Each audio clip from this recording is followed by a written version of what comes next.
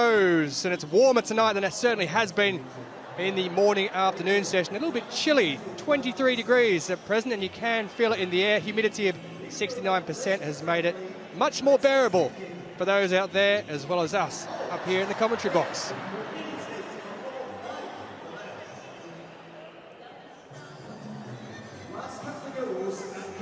Well, Richard Whitehead is one of the key attractions tonight. Tatiana McFadden will also go for her first gold in the T54 200 metres, the final track event of the evening, with some news that Finland's Amanda Kataja is out with a stomach bug, the defending champion.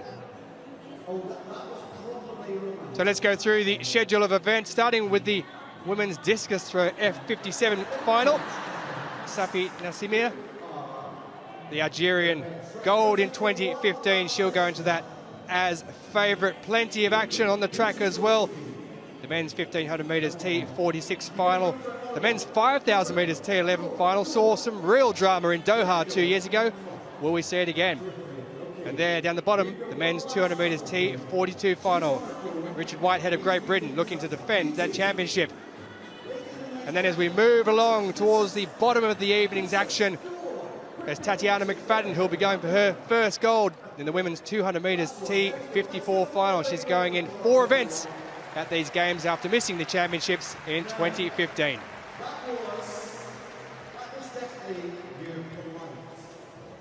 Let's practice again. Let's go for polite applause to you've done extremely well there. Let's hear that kind of cheer. Well, there's plenty of field event action to start with. And here is the first of them, the women's discus throw F57. All a Barrier of Ireland there, looking to continue her solid form over major championships. And Algeria's Nadia Mejmeji.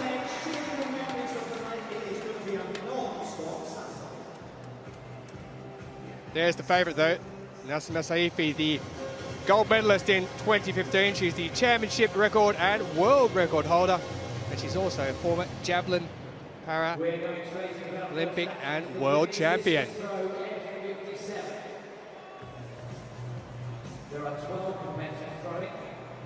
The men's F20 shot put is also going to bring us lots and lots of action, we're hoping. Todd Hodgetts, or Toddy to his friends, he's known, the champion from back in Doha 2 years ago. Somewhat of a shock, perhaps. He picked up gold in 2012, bronze at the Paralympics last year. The gold medalist on that occasion was Mohamed Ziad Zulkifli of Malaysia.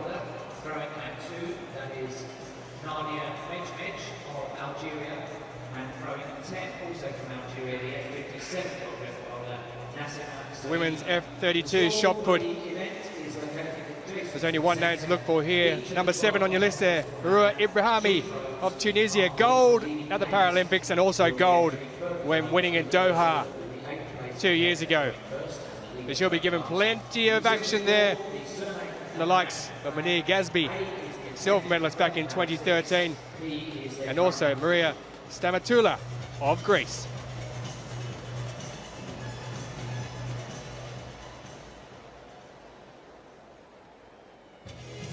The women's discus throw F52, we saw a bit of controversy at the end of the first evening session. Rachel Morrison just pipped Joanna Butterfield for the bronze medal. Butterfield doesn't compete in this event, but Rachel Morrison will go. Gold medalist last year at the Paralympics and also defending her championship medal from 2 years ago in Doha, and Cassie Mitchell there as well.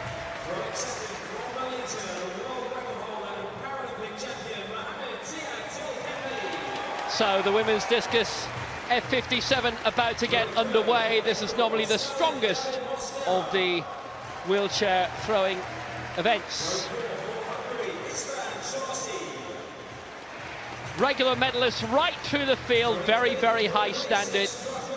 Nadia Mejmeji with the world record at F56. They're all competing in this 57 as well. That's set in Dubai at the Faza Grand Prix back in March. But we're going to start off with the Mongolian Sobtogrel Genderdaja, and that looks to be beyond 20 meters. Joe Butterfield with a shoulder injury, so we won't see a in the throwing events tonight. Just knocked out of the medals last night in the club throw.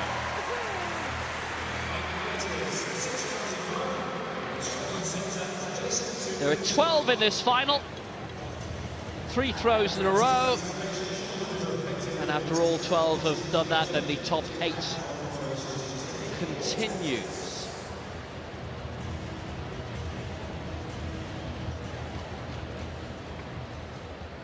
So hello from Will Downing, Tolson Tollett and Vanessa Lowe for evening 2. 21 metres 20, puts her into the lead. Actually puts her in good contention too.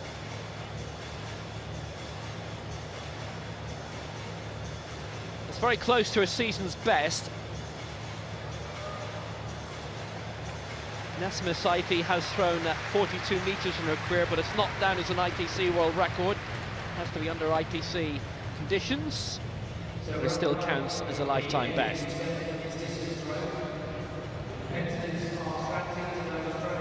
So second at 10 for Gendon Daja of Mongolia.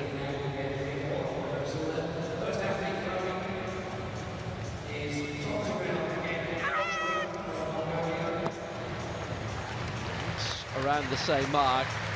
Huge amount of field action as always. 19 gold medals being jousted for tonight. 5 in the field, 4 on the track.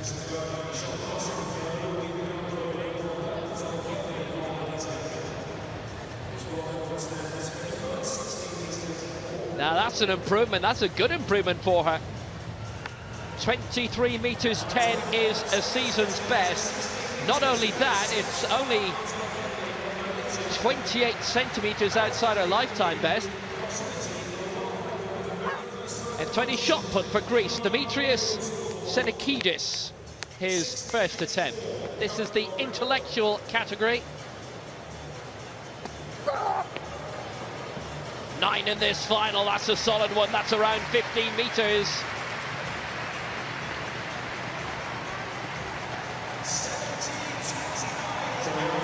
Senekidis with a season's best of just under 15 metres.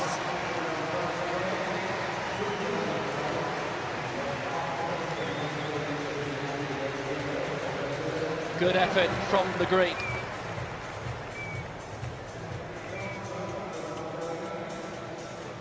(15 metres 57), season's best. Not very far off his lifetime best either.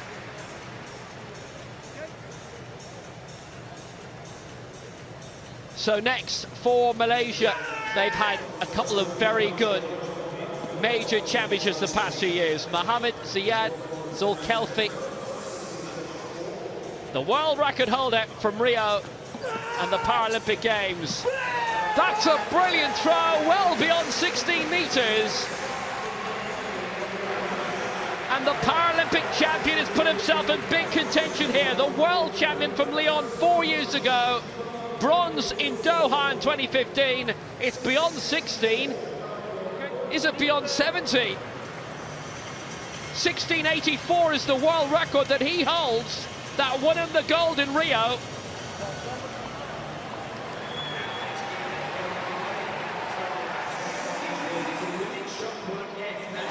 He's broken the world record. 17:29. Zulkifli's made it happen.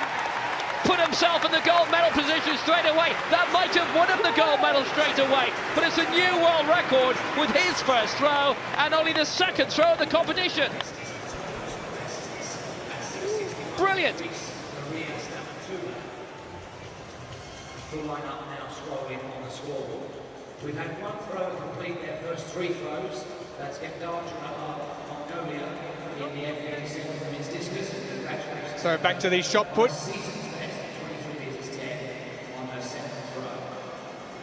Just seen a world record.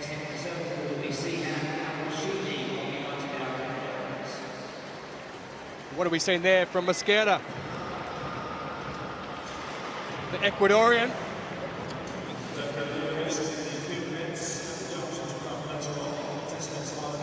Personal best of 15.43. Not up near that mark. But most importantly, he has a mark to start with, 14.73. Stalin David Mosquera of Ecuador puts him in third position.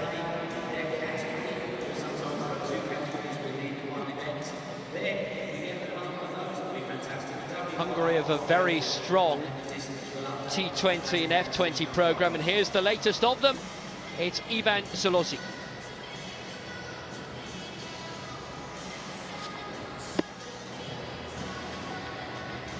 Well, that's out there around the 12-metre mark, I'd say.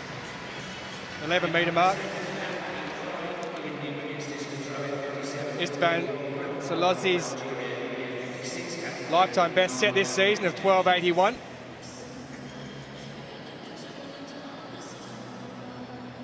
Perhaps not quite up to that standard yet. 11.56 for the Hungarian.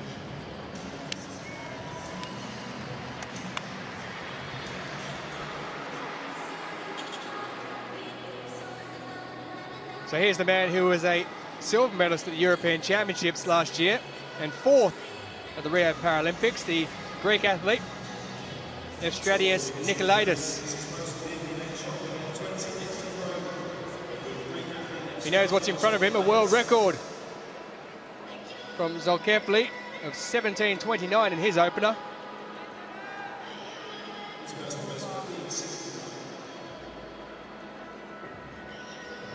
A season best of 14.70 metres. Well, that's certainly above that mark. That's up over 15 metres by the looks of things, so his lifetime best is 15.69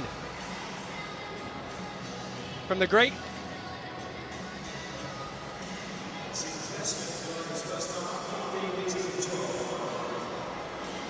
Not quite there though, 15.12 puts him into third position with a season best though.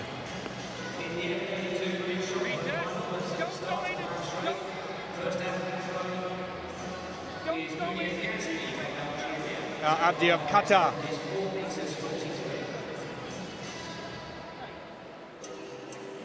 Who of course hosted the 2015 World Championships in Doha.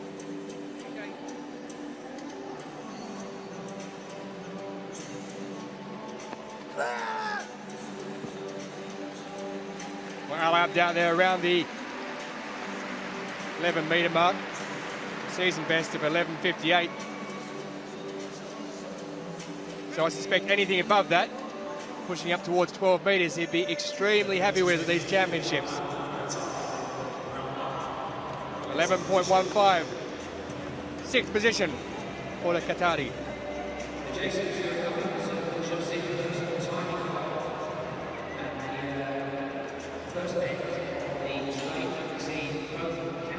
Well, there's the man in the green and gold you can see there in the middle of the screen wandering around, Todd Hodgetts. But this man, Congo Viliaba of Ecuador.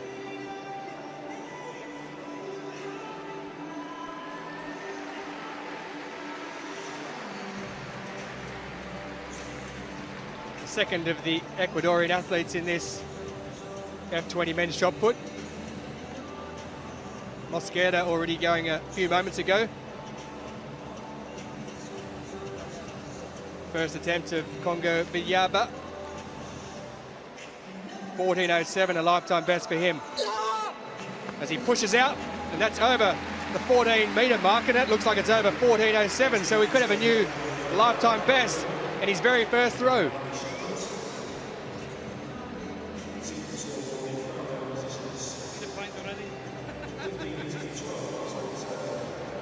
We've seen the world record and championship record fall, and we've seen a new area record for Ecuador as well, because he moves into second position, does the Ecuadorian Congo Viliaba, for the throw 16.64. Time now to move to the track for the women's 200 metres T11, the first heat of two. Lu Ku Qing, defending champion in the 100, 200 and 400 from 2015. Joanna Mazur, European champion, semi-finalist at the Paris last year. Already qualified for the 1500 metres final earlier today. She'll go from lane 7. In lane 5 on the inside there, Esperanza Gicasso, semi-finalist at the Paralympics, bronze at the Worlds in 2013 and a semi-finalist 2 years ago in Doha. With her guide, Nicola Ernesto Palanza. And there she is, the defending champion, Lu Kuqing, with Zhu Dongling. Only silver at the Paralympics last year in Rio. But defending champion, as I mentioned, in the 100, 200 and 400 metres of these World Championships. The winner goes through, the 2 fastest losers qualify. The T11, of course, the most visually impaired of the T11, 12 and 13 categories, and they must run with the guide. It is compulsory.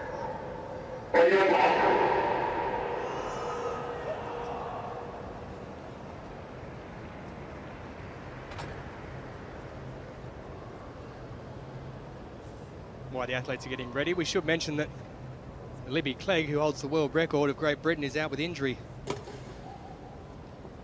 The 100 metres and 200 metres Paralympic champion, who defeated Lu Kuqing in Rio last year.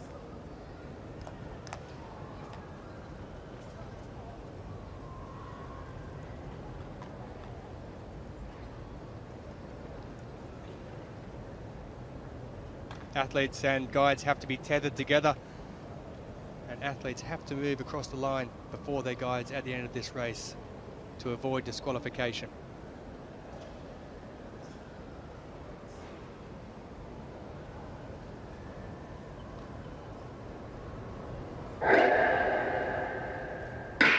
And away they get at the first time of asking, and it's Lu Kuqing who gets away very, very quickly on the inside. Doing well on the outside there is Joanna Mazur and Esperanza Gicasso currently in second place, but it's all about the Chinese athlete Lu Kuqing, who's racing away down the straight. What can she come up with in this one, because she's going very, very quickly indeed. It's a battle on for second and third, but we know who's going to win it. It's Lu Kuqing who goes across in a time of 25.72 seconds, so quite a way outside the championship record set by Teresina Guillermina in Lyon 4 years ago, and quite a way also outside Libby Clegg's world record, who's not there. But here's confirmation of the result. It's Lu Kuqing, 25.71 seconds, and Vanessa Lowe, who joins me, the 242 long-time champion, who's not competing at these games. And Vanessa, you also run the 100, but that 200 there, very good run around the bend from Lu Kuqing. Yeah, it was the heat only, so I believe we're going to see a faster time for the final. I was really disappointed to see that Libby wasn't on the sheet today. It would be amazing for her to run here, win a gold medal maybe in front of the home crowd. Well, Lu Kuqing will certainly go as the favourite with that easy enough run there. Zhu Dongling, her guide, you'll see just drops back as she gets towards the line, and let's go across a metre or so in front to make sure it's all legal. And she'll qualify through to the final, but quite a difficult skill indeed to make sure that you're running in tandem with your guide. Plenty of work goes into this from the athletes and their guides in the training sessions, and Lu Kuqing shows there what that training and practice shows. Joanna Mazur, who came home in third, of course, running the 1500 metres earlier today, qualifying for the final, so maybe the legs a little bit tired from the end of that race where she had to do a bit of work on the outside there. And Esperanza Gicasso, a semi-finalist 2 years ago, bronze medalist in 2013, left the fairway behind there by Lu, but to be expected given the skill, class and ability of Lu Kuqing. So here's confirmation of that result. Lu Kuqing goes through 25.71. Mazur finishes in third place, but it is a season best of 27.80, and Esperanza Gicasso will need to wait to see if she goes through as one of the quickest qualifiers in 27.55. Men's shot put F20, heading towards the end of the opening round. Todd Hodgetts of Australia, Reigning world champion with a solid throw.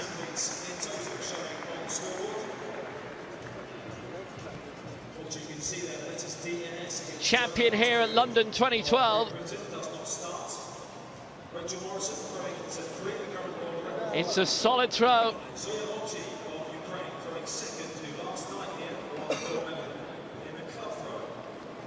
Based in Melbourne, he likes it, and why not? It's a world record, 18 meters 15.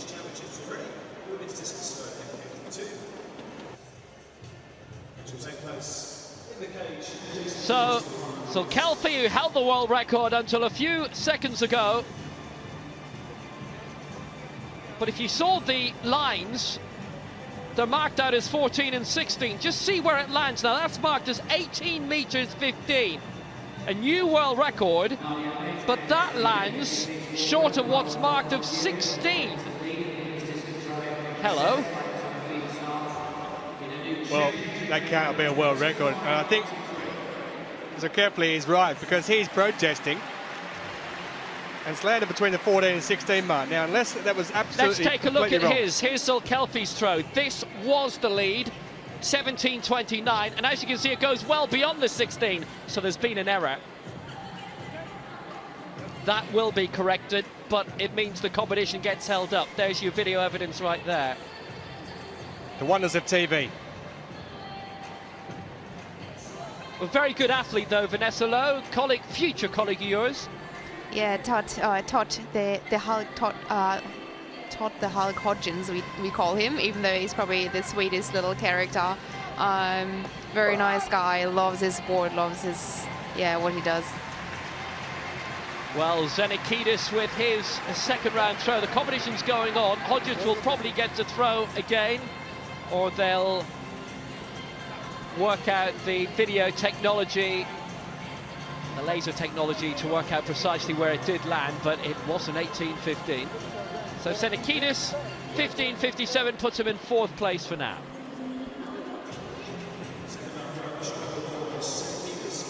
The complaints continue.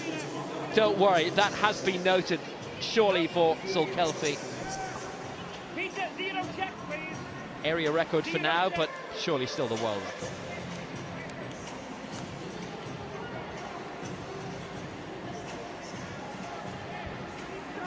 Heat 2 of the women's 200 meters, T11. After that excellent victory for Liu Kuxing earlier.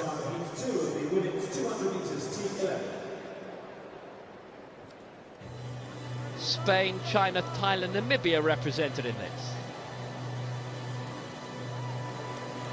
Start on the outside for Namibia, Laya Ishitile with a guide, Sydney Kamuruma. Bronze in the 100 metres of the Commonwealth Games in Glasgow 3 years ago. There is a strong para element to that, para events alongside the able-bodied. From Thailand, Caroline Wanarumon, alongside her guide Panya Makumjai. 3 medals at the last Asian Games in Incheon. Whole load of successes, mainly in the relays for Zhu Guhao of China. Her guide is Zhao Dengpu. And in lane 1 in the inside for Spain, it's Leah Bale Quintana and her partner, not just her running partner, David Alonso. Formerly a T12, now T11. This is complete visual impairment. Bronze in the 4x1, Bale Quintana at the last World Championships in Doha. Just the winner to go through. And the next 2 fastest losers, all without the world record holder Libby Clegg, out injured.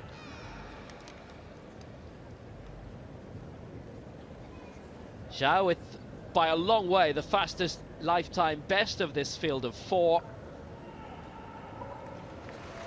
Paralympic 100 meters champion in this stadium in 2012, world champion over 100 following year in Lyon. Silver in this stadium in 2012 over 200 meters, and bronze in Rio.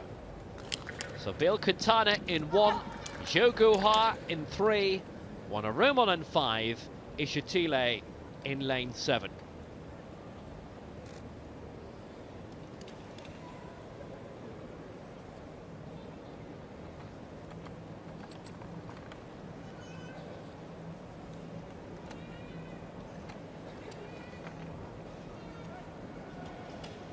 stadium perfectly still.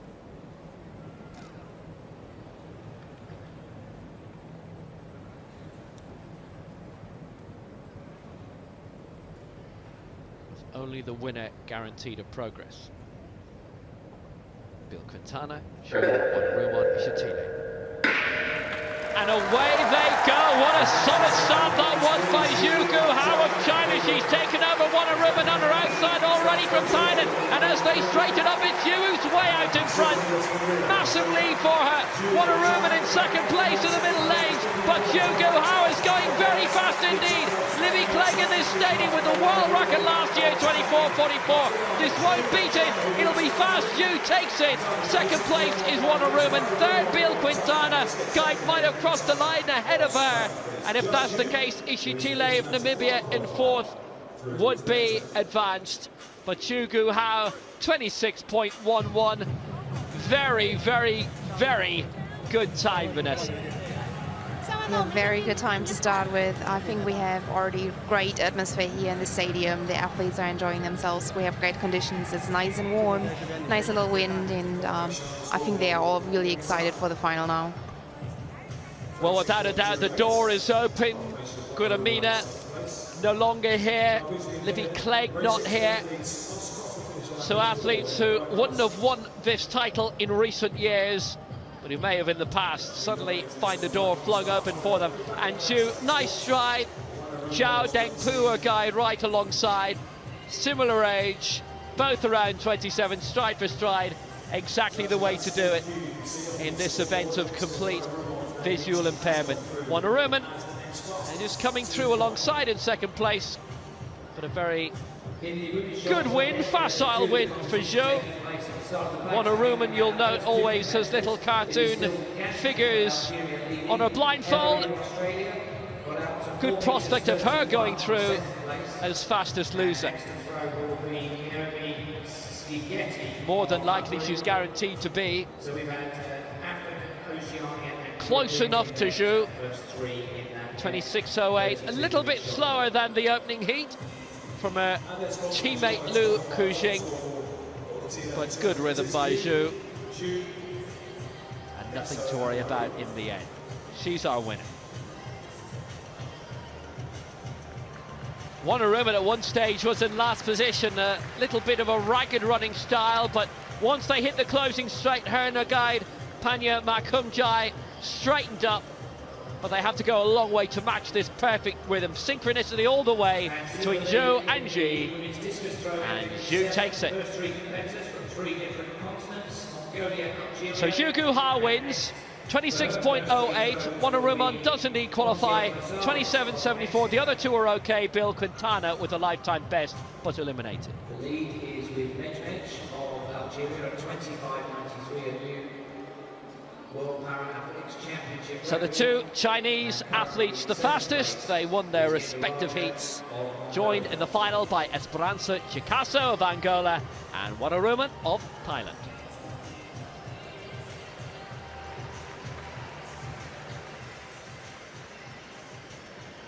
Well, let's go back to a rather controversial F20 men's shot put, the second attempt of Stalin David Mosquera of Ecuador.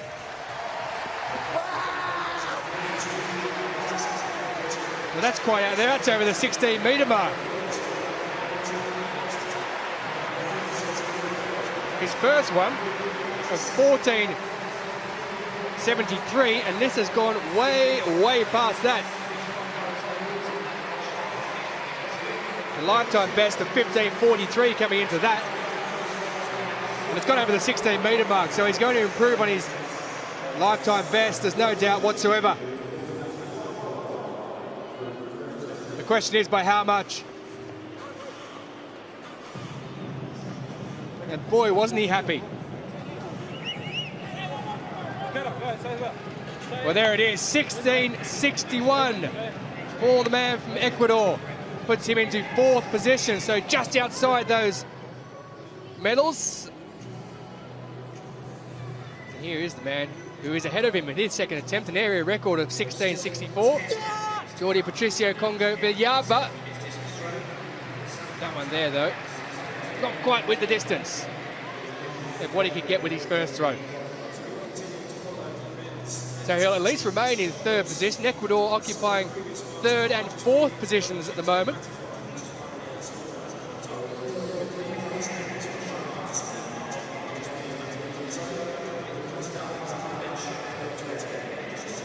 So there may be a few issues with the measuring mechanisms and where the actual tapes are. The engineers might need to be called out for this one. 1570 is the time that's given. It didn't look anywhere near 1570, so one can only assume there's an issue with where the 14 and 16 metre marks may have been placed.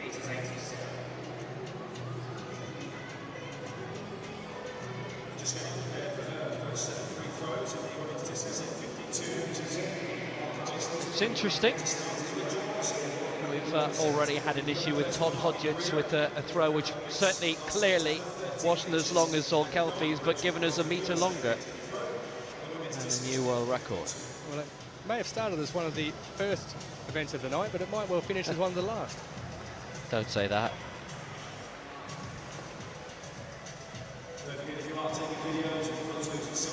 Well, there is a delay in this, and this is why. Just see where it lands. Bang on the 14-metre line, and it's given us 1 metre 70 further. Just to clarify, I suppose, for our viewers, that the 14-metre mark where it arcs around, it doesn't matter what direction it goes in, it's still going to be 14 metres. So how on earth 15 metres and 70 centimetres has been dragged out of that one, we're not too sure. He's not too sure either. Well, that's although two he'd take it. Throws to which this has happened. Not only that, it's worth pointing out that what we've just seen isn't his longest throw. His longest is 16.64 from the previous round, which is an area record for South America. Now, Zolkelfi's throw at the moment is also being given as just an area record of 17.29, but is the world record. Hodgetts didn't surpass it, but he's been given as 18.15. But right now there's nothing in the throwing circle. They have, as you will note, taken a metre off it, plus it's gone down as 14.12. Hodgetts still being given as 18.15, which we imagine has to be reviewed.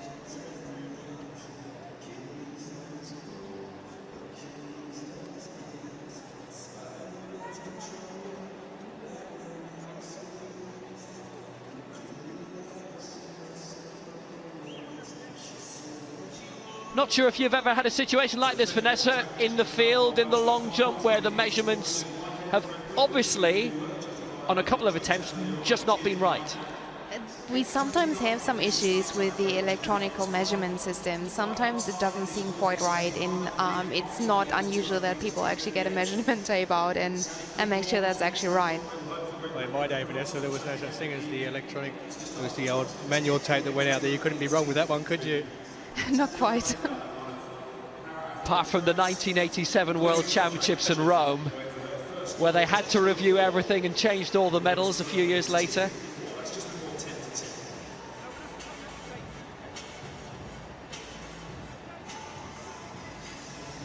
Nadia Mejmej, the women's discus throw at 57, 3 throws at once.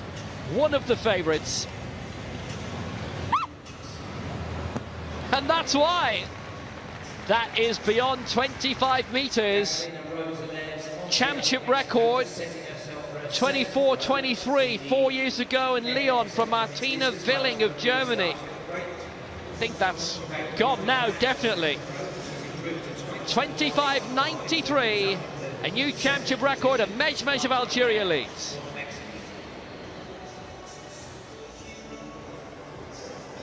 So back to the men's F20 shot put. We have a manual tape measure now that they've decided to use.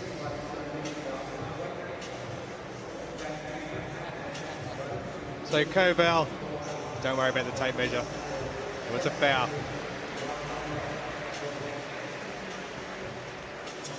From the big Ukraine. Up around the 14 metre mark, but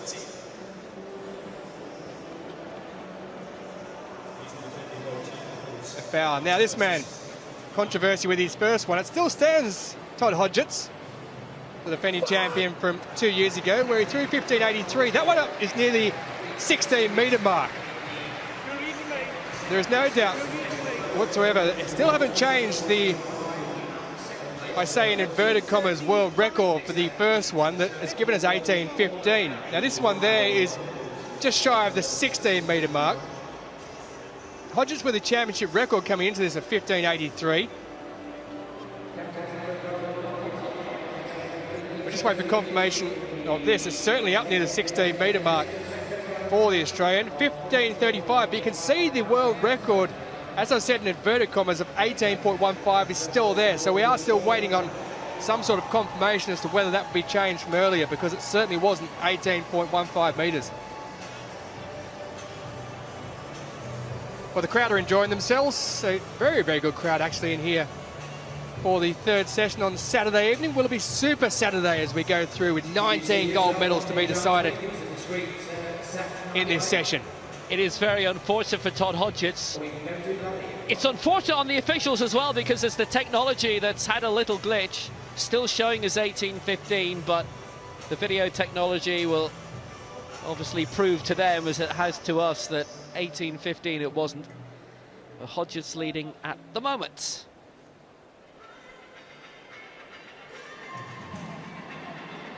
Well, there's the Greek in Nikolaidis, who's sure wandering around in the background getting himself prepared, and there is Senekidis, his Greek compatriot. So they're having a little chat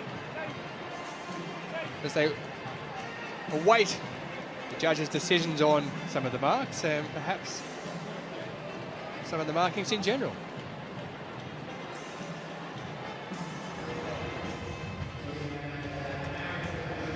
Now a different women's discus event. This is the F52. Great night last night for Zoya Obsi, winning the club. 3 throws at once. Joe Butterfield finished 4th, and that doesn't start this with a shoulder injury. Obsi winning Ukraine's first gold here. 11.97. That her best of her 3. Back we go to the shot put. Senekidis now ready, so everyone is happy with the manual measuring. Old school style. Currently in 3rd position is Dimitrios Senekidis.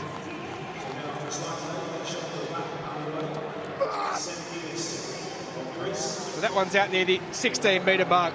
Senekidis with his first throw of 15.57.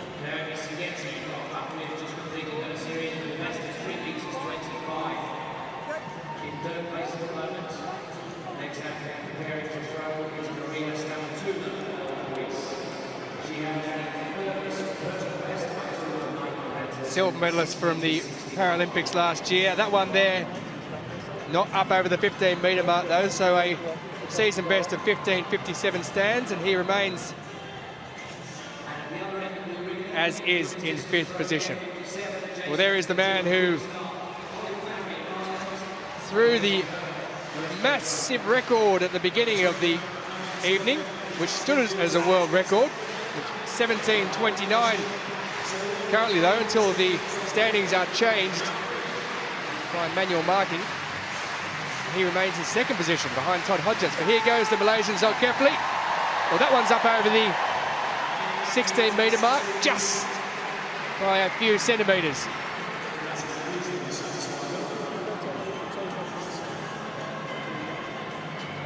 So he must still be happy with his efforts, because when it gets readjusted, he will be in 3rd place.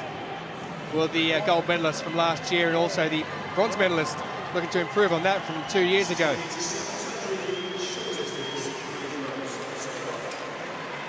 $16.07. So not his greatest throw. He's been on a downward spiral since that first one. There's Mosqueda.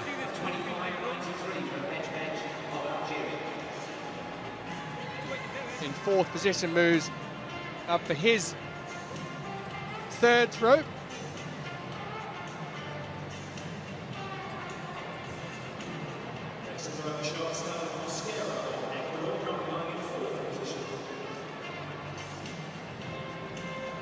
New lifetime best with his second throw of 16.61. That's around the 16-metre mark as well, just shy of it though, so he won't be improving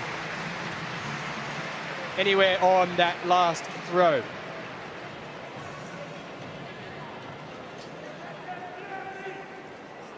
And that is a foul. So he certainly won't be improving.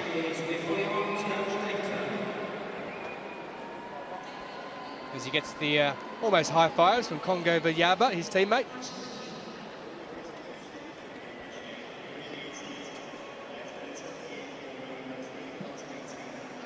Well, here goes Solossi, the Hungarian. 11.56. He's in 8th position after a foul with his second throw.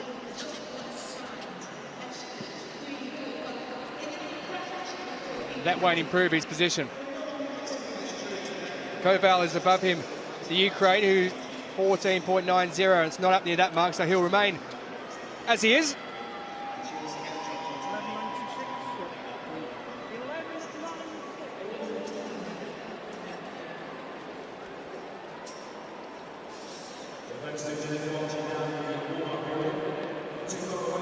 $11.96, so it does improve his mark, but it doesn't improve his position.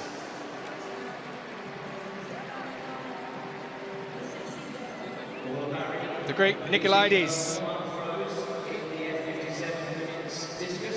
Senikidis, his teammate, sits above him in 5th position. Nikolaides in 6th. Season best of 15.15 with that first throw, but this is 3rd.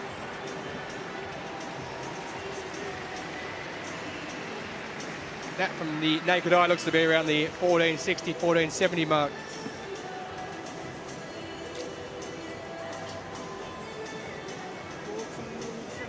Maybe even pushing up towards 15.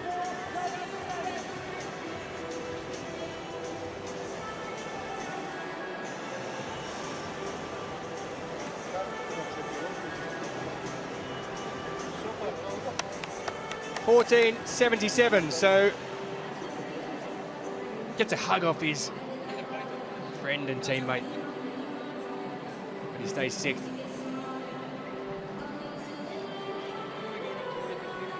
Mohammed Ali Al Abd of Qatar, 11 meters 15 in the opening round. No throw in the second, and this is his 3rd. I wonder if it'll improve. Todd Hodgett still being given the lead at the moment in this, with Saul Kelfi in 2nd place. Al Abd, if he does improve, it'll only be by a place. Solossi also hasn't cleared 12 meters. 10.79, and that was his last throw. 9th place, so he won't go through to the final 8. Jordi Patricio, Congo Viyaba of Ecuador, with that South American record of 16.64. Currently holding his Ecuadorian teammate 1 place outside the medals in 4th, Stalin David Mosquera. David. So Congo Viyaba, another 60 centimeters or so, a chance to go to 2nd place, but that's around the 14-meter mark, and he's fouled out anyway, so it's a red flag.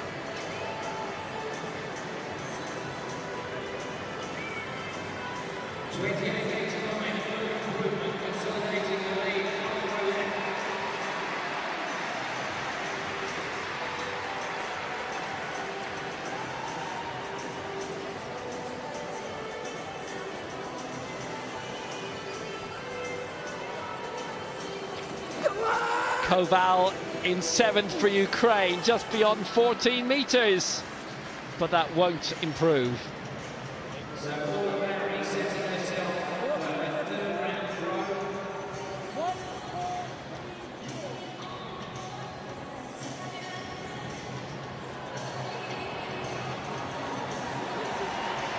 14 metres 34, and he stays in 7th place. And we just have one more thrower left then in this 3rd round, and here he is, our current leader, Todd Hodgetts, 18:15, the world record.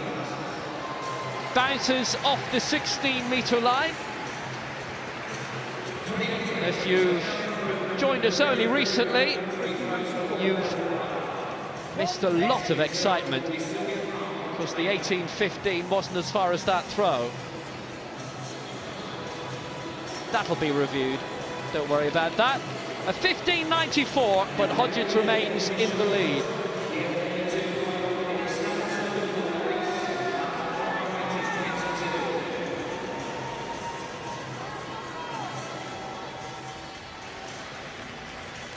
So Rachel Morrison, the women's F52 discus. That's her 3rd attempt. The American, the Paralympic and world champion. And that's extended her lead out to 12 metres and 35 centimetres with her 3rd throw, after the disappointment of finishing 3rd in the club throw. Here's Gazmi in the F32 shot put. The Algerian currently in 2nd position. 4:42 with her 1st throw.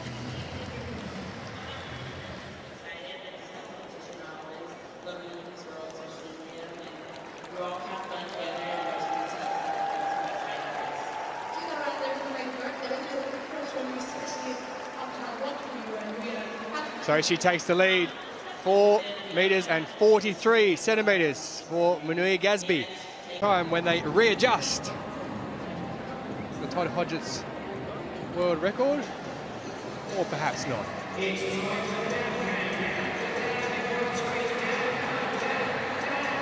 Or 9, who finished her opening 3 throws.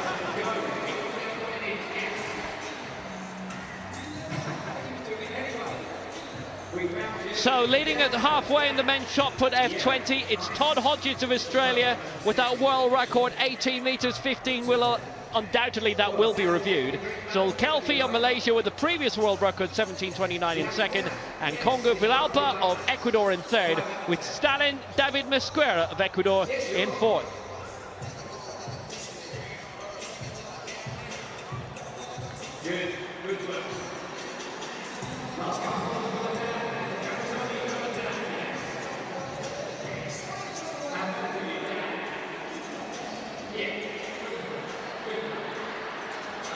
There has been on a couple of occasions hold-ups in this men's shot put F20 final due to the protocol. And it's funny, we were discussing it last night, what happened in this stadium to Betty Heidler in the women's hammer at the Olympics in 2012, which was reviewed later, and you can see the review is happening here.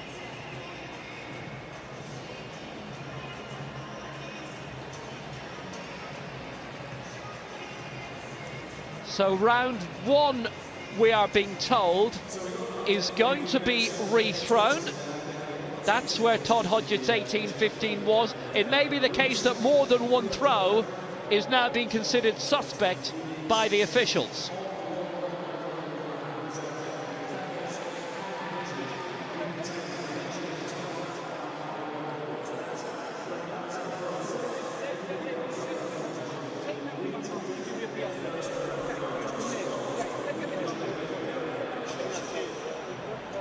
So Zol Kelfi would also lose his world record of 17:29, an area record.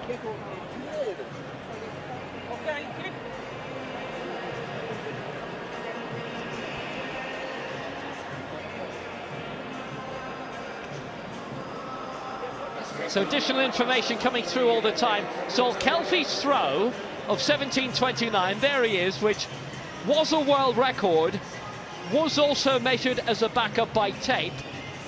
So his will stay as a world record. All the other marks from round 1 are being scrubbed.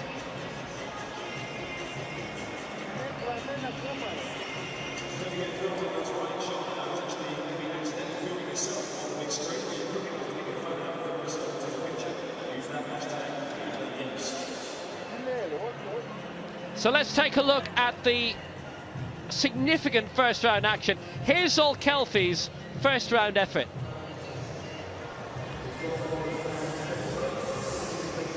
The Malaysian, the world record going into this, 16.84. Clearly well beyond 16 metres and measured 17.29. That, a new world record. Solid throw by the Paralympic champion, also the Southeast Asian and Asian Games champion. A real delight for him when it came up.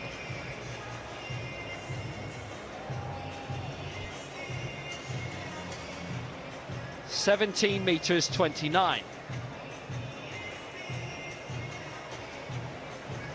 And it was measured by tape, so that mark counts.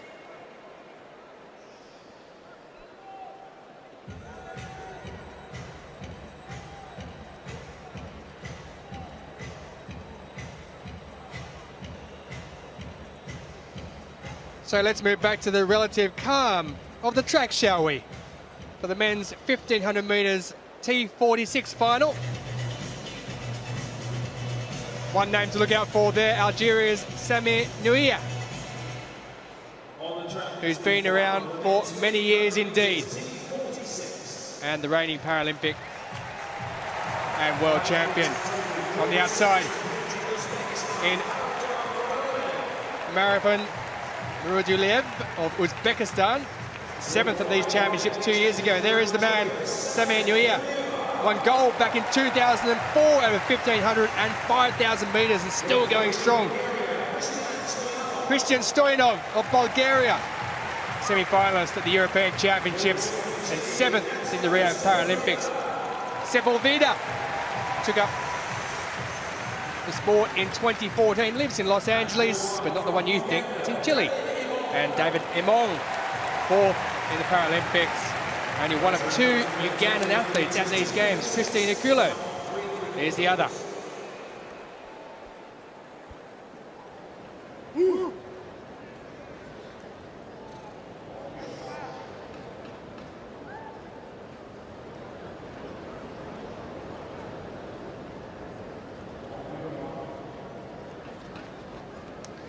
So the athletes asked to take their marks.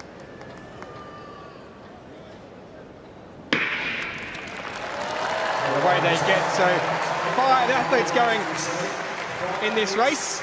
Kenyan merely sang, not starting in this one. The Stoyanov goes out to an early lead. And you certainly say that Aussie favourite Michael Roger is not here. He currently is the world record holder, broke the world record earlier this year. He's suffering from a knee injury. He still went to Germany, tried to do his final preparation, couldn't get fit in time, couldn't get his injury in control, so he had to withdraw from World Championships, unfortunately. Well, the man who's out there in second place, Namir, will be rather happy that the Australian is not here, because it might possibly make his job a little bit easier, but he does have a bit of work to do, because after the first lap, it's Stoyanov who's out in front. So no Michael Roker, but we do have Hristijan Stoyanov of Bulgaria, who leads silver in the 1500 metres at the European Championships last year in Grosseto. Samir Nouia, certainly one to watch, the double Paralympic and 3-time world champion. He's the reigning champion in those as well. Watch him sniffing around the back straight in this 1500 metres T46 final. Stoyanov had opened up a solid lead, but now it's being nibbled away all the time by Nouia, who's poised well in second place. Uganda in third, David Emong, silver in the 1500 metres. Final in Rio, behind Nouia.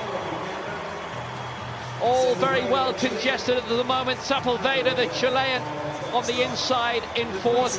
Muraduliev of Uzbekistan touched back in fifth, but now pretty much all in a line with Stoyanov leading them through, but the man on his shoulder, Nouia, is the one he has to be wariest of, with 2 laps to go. And Nouia looks like he's doing it pretty easily as well. The man out in front, Hristijan Stoyanov, the silver medalist from those European Championships. He's thought, well, I might take out a lead and see if I can hold on here, but that is going to be a very tough task to do. over 3 3/4 laps in this event as they move back around to the back straight. They're all pretty bunched at the moment. The top 4. It's Stoyanov, Nuia, and David Emong, who's in 3rd position. Ignacio Sepulveda working his way up. But the man in 2nd. Nuia looks like he's doing it pretty easy. Although having said that, David Emong is doing very well as well. Looking very, very comfortable as the man who finished 4th at the World Championships 4 years ago and 4th in Rio. So looking to improve on that at the moment. It stays as it is. He will be improving on it because he's in 3rd position. But here comes Numia down as they come to take the bell for the final lap. There's around 450 metres to go in this men's 1500 metres T46 final as they take the bell, and Numia will look to make his move on Stoyanov. Stoyanov at the bell in this men's 1500 metres T46 final. Nuia will make his move very shortly. 3rd place, it's Emong. 4th, moving up quickly, Sepulveda. But on the back straight, 300 to go. Nuia makes his move now. Emong making another move behind him. Stoyanov trying to fight hard on the inside. Look at this sprinting at the back straight. Nuia takes the lead. The reigning Paralympic Games and world champion. He's won 5 global titles before over 1500 metres. What a 3-way race this is. Nuia in the middle for Algeria. Emong on the outside for Uganda. Stoyanov on the inside for Bulgaria. Now here comes Emong. This is a fantastic break by the Ugandan, but he hasn't won it yet. It's Emong on the outside. Emong for gold and glory for Uganda. Nuia is beaten into 2nd place. This time it won't be a 6th global title for him. Emong takes it for Uganda brilliantly. Nuia in 2nd place. Stoyanov in 3rd. Sepulveda 4th. That was a brilliant race. 3:58.37. What a final sprint over 300 metres. Nighttime best for David Emong. But he is, for the first time, a world champion. The man who has as his main target the Commonwealth Games next year when he's a world champion now. He'll have to review that. Emong takes it. He took Nuia on the closing straight. Stoyanov didn't go out though. He didn't drop his head when he was overtaken with 250 metres to go. But what a surge right at the end by Emong, and that will be one of the victories of London 2017. A brilliant, thrilling, exciting 1500 metres. What an exciting race. That's what we want to see. That's why we're here in the stadium. That's why so many people came. Absolutely scintillating. But what a way to win a gold medal, your first. He's been 4th on a couple of occasions, out of the medals, and this time, don't just try and go out there and get one of the minor medals, go for the gold. He's stuck on the shoulders of Nuia and Stoyanov throughout. Stoyanov, in fairness to him, took it out very quickly. He stayed out in front.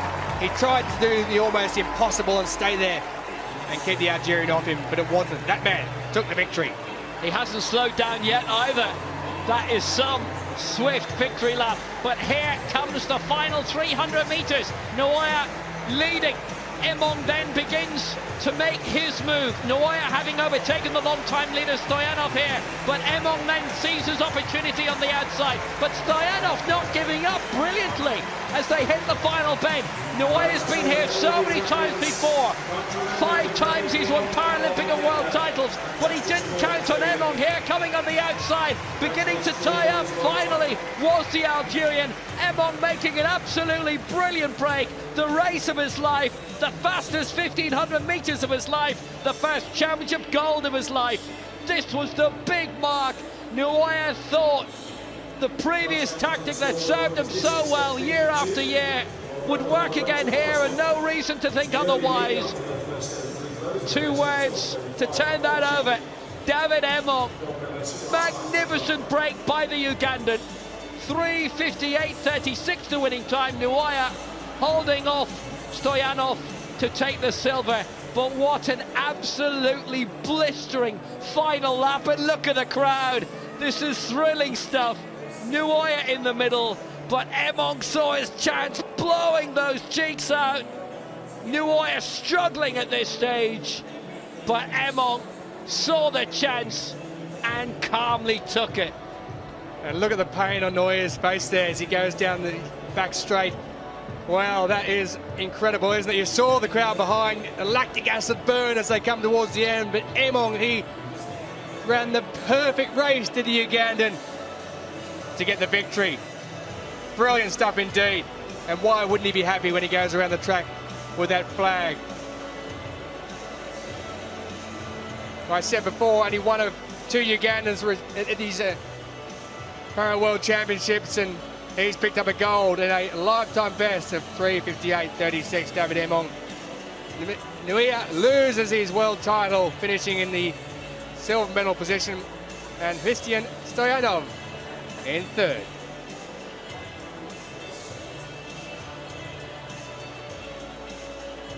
A truly great race.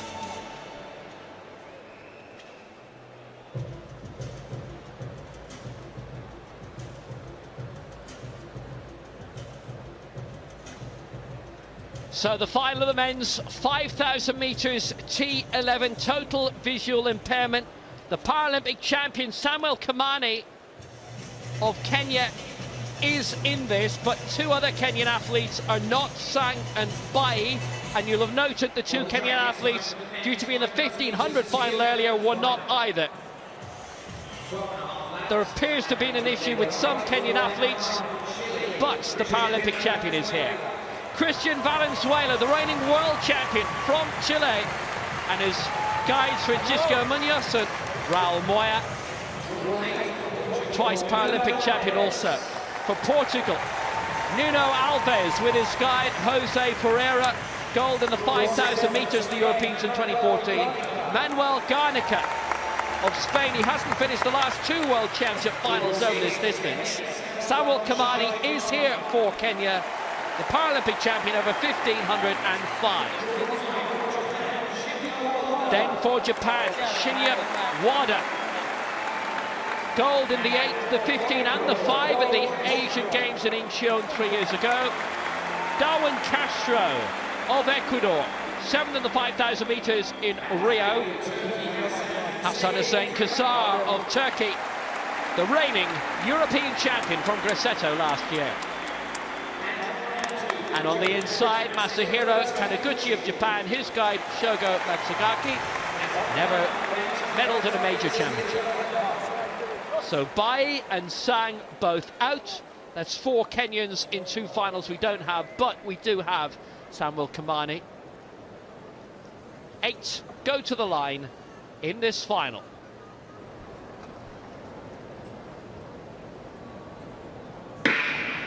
The men's 5,000 metres T11 final, complete visual impairment. Taniguchi, Kassar, Castro, Wada, Kimani, Garnica, Alves and Valenzuela. 4 men are reigning champions in this. Kassar of Turkey is the European champion, Wada Japan the Asian champion, Kimani of Kenya the Paralympic champion, and Venezuela of Chile the world champion, having taken this crown in this stadium at London 2012 and looking to shoot out right at the start. And going wide out is the Kenyan Samuel Kimani. 12 laps to go in this 5,000 metres final. Different tactics will be employed right across the field, Vanessa Lowe. It's amazing to see this Kenyan double run. They have such a smooth stride. It looks just like they are one person pretty much.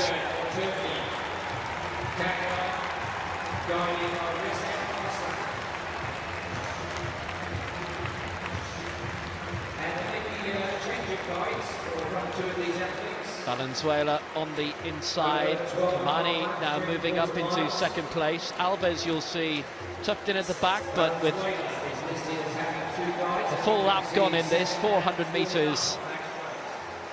Very little for anybody to worry about. A little bit of a gap.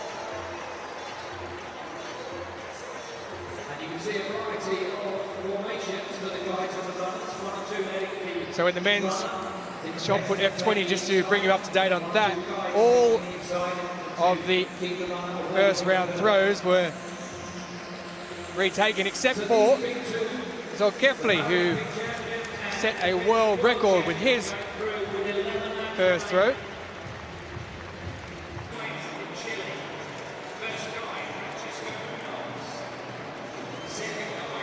I can tell you that Hodges' last two throws, I should say, at 15.35 and 15.94. So the question now, has he improved on that with his first throw that's been retaken?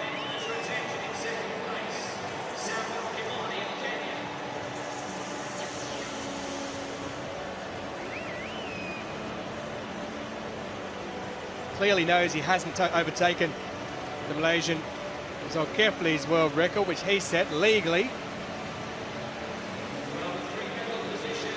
Quite a bizarre competition, this, if truth be told. But we'll get to the end of it. Yeah, Todd Hodges has certainly kept his cool. Well, 15.72 was his first one retaken, 15.94 for Todd Hodges in third position. 9 laps to go in this men's 5,000 metres T11 final. It's still Christian Valenzuela who leads for Chile. The Kenyan Samuel Kimani, the double Paralympic champion for Rio for 1,500 metres and 5,000. Tucked in very nicely behind him in second place. Very good athlete alongside him as his guide in James Boyd. Kimani is a great admirer of the great Dewa Rudisha, the 800 metres world record holder, and that world record set in this stadium. Third place for Japan. Wada with Minawa alongside the Asian Games champion. 3 golds at those Asian Games for Valenzuela, Kimani, Wada. If we cast our minds back to Valenzuela in the 2015 championships, it was a very hot, very humid Doha Stadium. Valenzuela at one point was struggling a little bit further back, but he got brought back into the field. And the man who was leading, the Brazilian Odes Santos, was leading most of the way. He had a huge lead at one point, but the heat really got to him. And then with a couple of laps to go, he really started to falter. The lactic acid kicked in, the heat really got to him. He was losing fluid, and his muscles and body just gave way. And in the end, he finished in 4th position and was disqualified for going off the track. But it was one of those evenings when you were there, when you just felt for the athletes, because it was so hot and running 12.5 laps in the T11 category. When you've got your guy with you as well, trying to drag you along, as it was that night, then it's very difficult for the guy to be able to speak to the athlete and get them moving along. But Valenzuela is in first position at the moment, and he's doing it very, very well indeed. They've reached the 2,000 metre mark.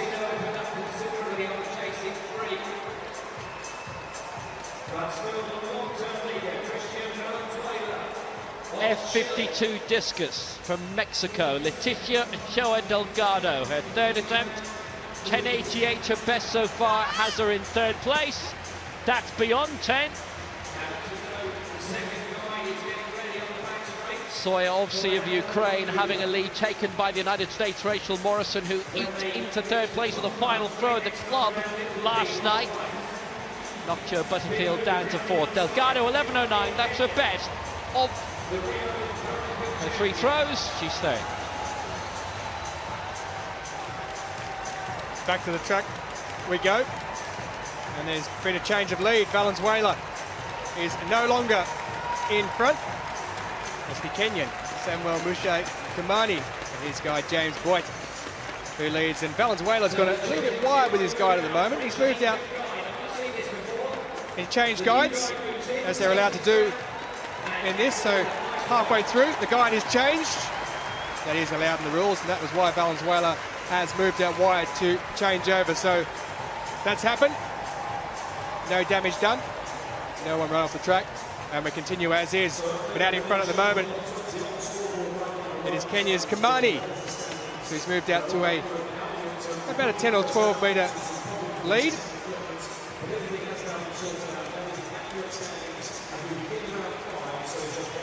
Japanese athlete Wada is in second position, and here comes Valenzuela with his new guide. He's making up a bit of ground, and he's getting right back up there to try and get back into the lead and take it back from Kimani.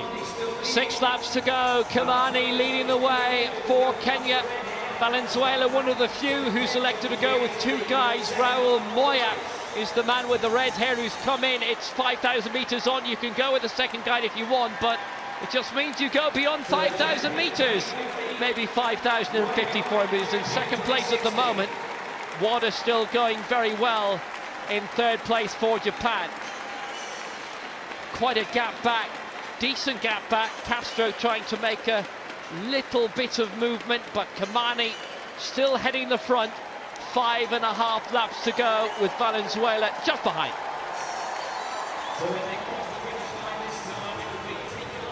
First attempt for Maria Stamatula in the women's shot put F32.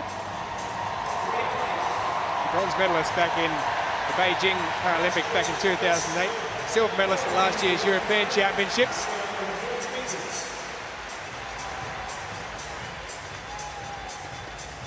Lifetime best of 6:61. Season best of 5:47. Hasn't quite reached that. 5:22. But being first up puts her in first position.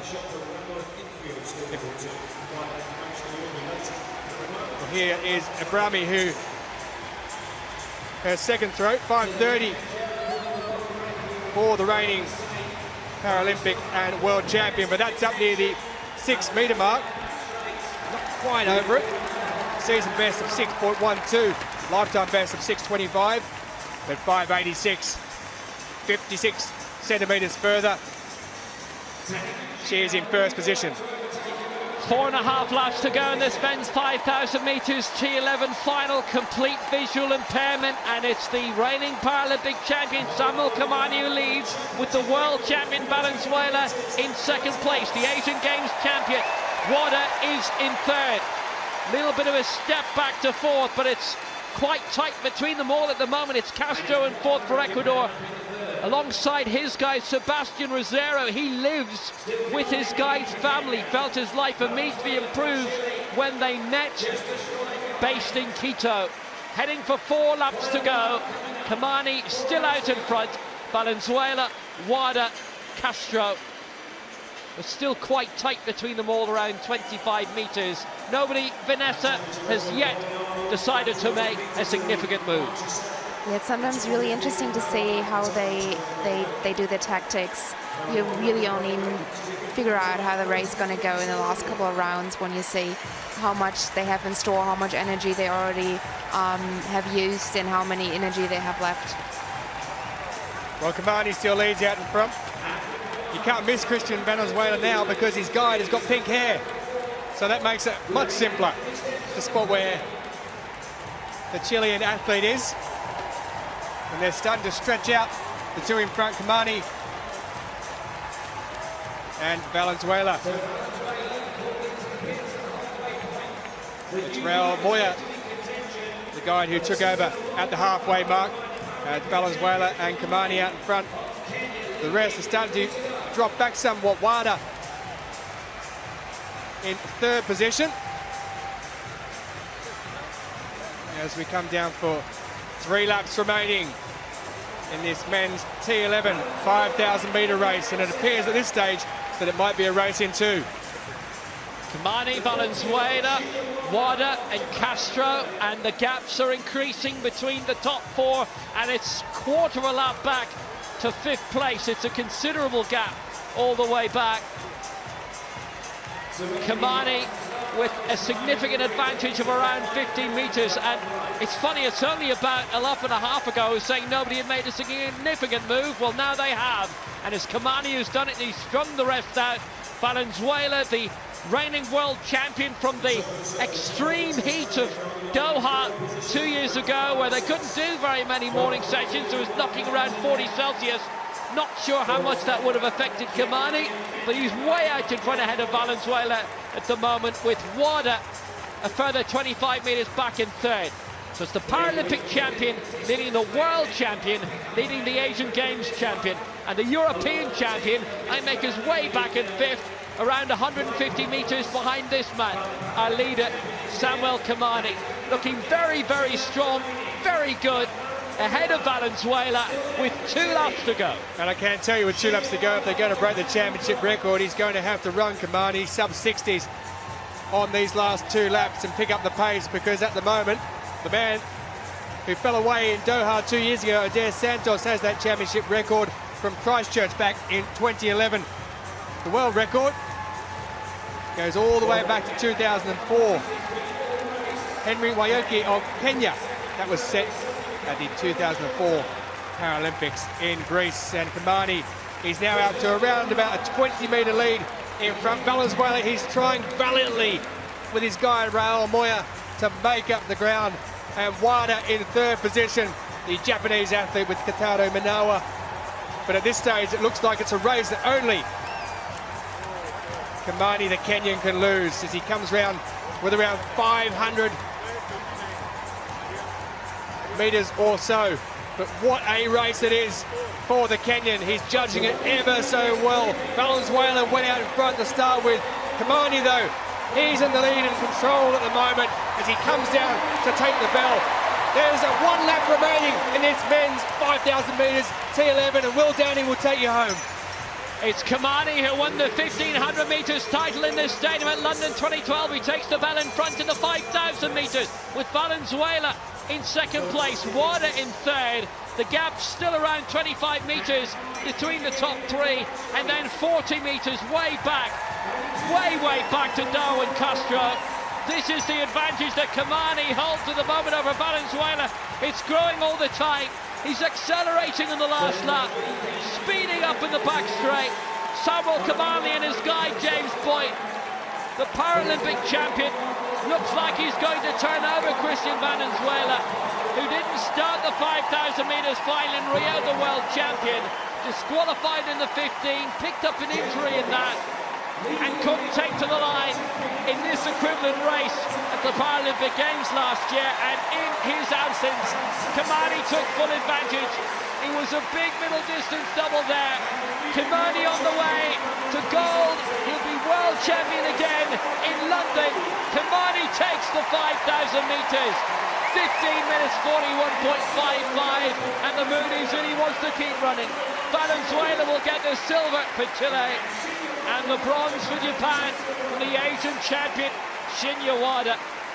Good quality race of a different kind to what we saw in the 1,500 metres. Castro is in 4th place for Ecuador, but Samuel Kamani, very good, well-run race ahead of the Chilean Christian Valenzuela in 2nd place, and he's really showing the rigours of that with Wada in 3rd. Good race, Vanessa. It was a good race. I can only imagine how tired their legs must feel right now. The farthest I ever run is probably 150 meters in training. They just did about 20 times, 50 times. I don't even know how many times the distance I'm usually doing. Well, Kenya, we know how well they are in the IAAF circuit as well when it comes to long distance running, or middle distance running, in fact. Anything it may be, but Kamani, he took control early enough in that race from Christian Valenzuela. Around the time Valenzuela stopped his guide was the time Kamani struck. He moved out to a commanding lead. He made it bigger and bigger as both Kamani and James Boyd move around with the Kenyan flag. There is confirmation of the result. Samuel Mushai Kamani, 15:41.54. Christian Valenzuela loses his crown from 2 years ago in 2nd place, and a personal best for Shinya Wada, the Asian champion, 15:54.29.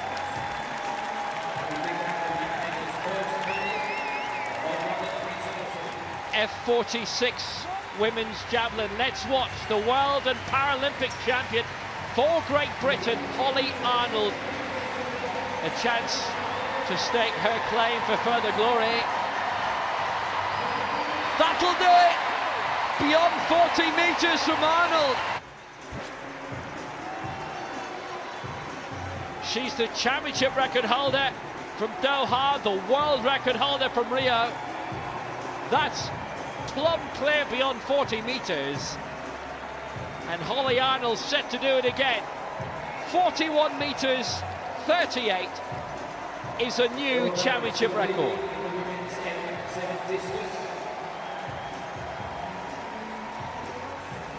A pair of Hollies for you. Holly Robinson, successful in her own right for New Zealand in Rio, and Arnold's main rival for gold. It's another solid throw, that's just shy of 40. Arnold first, Robinson second in Rio, and that's how they are at the moment here. Silver in Lyon 4 years ago, bronze in Doha 2 years ago. At the moment, silver here, 39.91.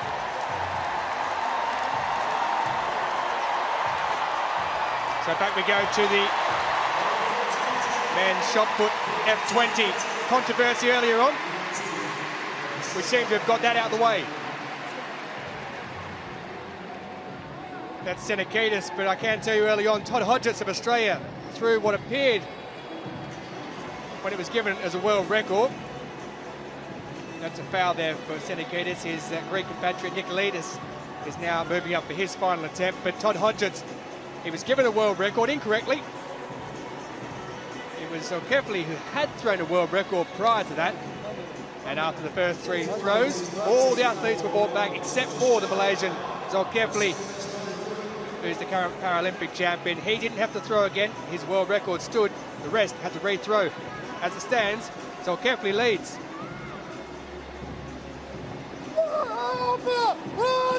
Big effort from Nicolaitis. That's up to the 16 or so metre mark.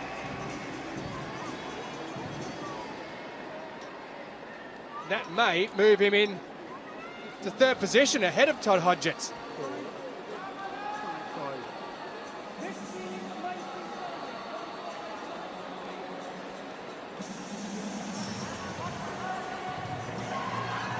Well, it does. 15.95. Todd Hodgetts, the defending champion, goes down to 4th position, and the Greek Nicolaitis, there is Hodgetts.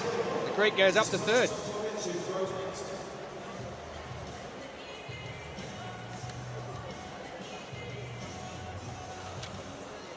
So the men's 100 metres T47 final. Roderick Townsend-Roberts, very strong in the long jump and high jump down there in lane 8. Nihal Darus, Johansson Nascimento, they're all there. Villarreal, the Argentine, 9th in this event back in 2015. He'll be struggling to keep up there with the leaders in this one, because there are some very quick athletes. Tagawa from Japan lost his heat at the Paralympics last year, 7th back in 2015. Lifetime best of 11.16. Johansson Nascimento, bronze medalist last year, his 5th World Championships. He seems to have been around forever. Pat Wang of China goes in lane 5, 4th at the Paralympics, 2nd in his heat, so goes through as a fastest qualifier. This man, a championship record in his heat. Patricio Ferreira dos Santos, he will be the man to look out for. And that's the man he took it on, Nihal Darus. Lifetime best of 10.82. Gold medalist from 2 years ago. I mentioned this man a moment or two ago, Roderick Townsend-Roberts. He's the T47 long jump and high jump champion. But he'll give this a very good run, and his American compatriot Tanner Wright runs from lane 9, who was 3rd in his heat from McMurray University in Texas.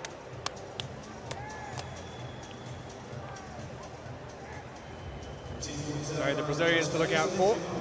That man there particularly, Patricio Ferreira dos Santos, who broke the championship record in the heat earlier today.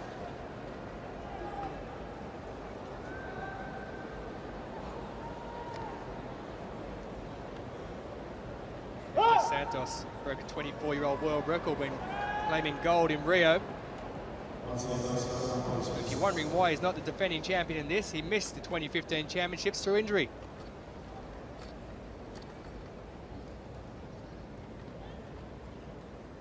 man you can see there in the white vest, Michal Darus, won on that occasion and lost his championship record earlier today.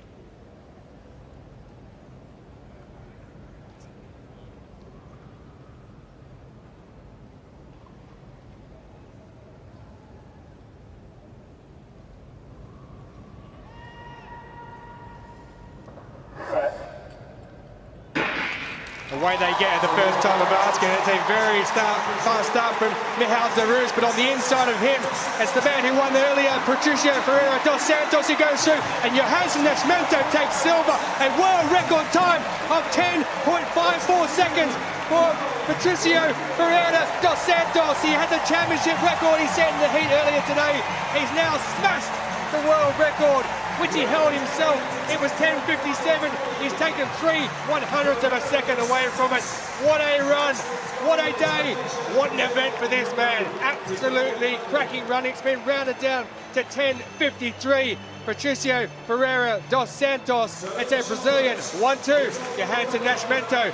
And then Michal Darus, who won this in 2015 and 2013. He comes home in third position, but Vanessa Lowe, not the greatest of starts by the man who won it in Dos Santos, but what a finish. What a finish. I can only admit that he might actually take the title of Jason Smith one day as a fastest Paralympian. He's only like 0.7 off that. So let's see what he can do next year. Absolutely incredible. You saw Michal Darus, who was the double defending champion in this event, get away to a very quick start, but that around the 30-metre mark, well, he just got burned off, didn't he? By Ferreira dos Santos. The last 50 metres, very, very quick indeed. And his compatriot Johansson Nascimento, his 5th World Championships. There are those two. Gold and silver goes to Brazil. And it's Poland who picks up a bronze medal. So Todd Hodgetts, who earlier had a world record white, final throw in the shot put, the T20 to get into the medals, 16 metres. Thereabouts. He might just have crept up. Nicolaides throwing 15.95 just a few moments ago to go into the bronze medal position. Hodgetts, has he improved? The reaction says a lot. Pure joy. He's done it by a centimetre. 15 metres 96, and Hodgetts takes the bronze. Mosquera of Ecuador with his final round throw. 16 metres 61, a new South American record. Stalin David Mosquera, a steely final round throw. Beyond 16 metres again.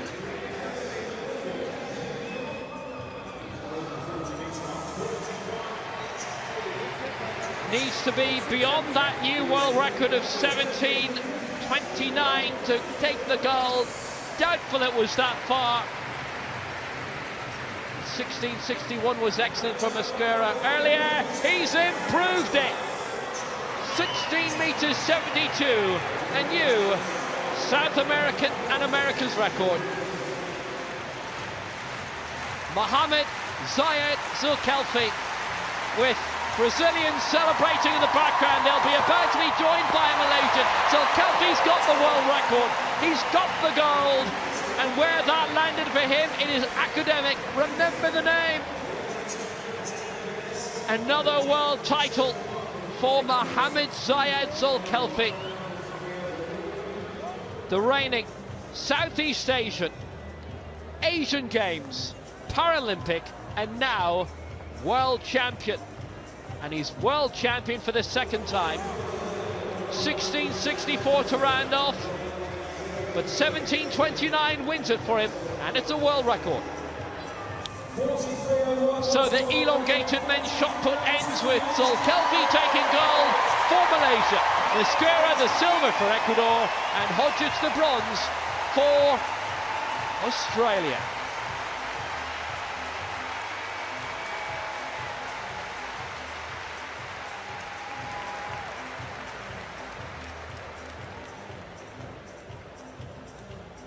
Confirmation then of the men's 100 metres T47, a world record for the Paralympic champion Patricio Ferreira dos Santos. Missed the 2015 championships through injuries, come back with a real bang at these ones. 10:53, breaking his own world record. The season's best for Johannes Nascimento, also of Brazil, 10:80. And the former champion, Michal Darus, for a season best, 10:81. Holly Arnold, round 4 of the women's javelin F46. Single arm amputees, championship record, 42:13. Real home favourite, real gold medal prospect, really brilliant throw. She's having a ball in the London Stadium. She's already set a new championship record. In winning gold in Rio last year, she smashed the world record. Arnold is in brilliant form. Looks to increase her lead over the other Holly Robinson.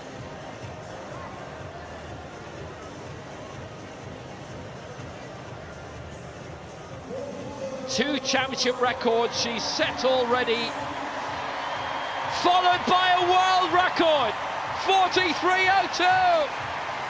She sets another great standard. Kato of Japan, 4 no throws so far, and the way it landed, it's 5 red flags.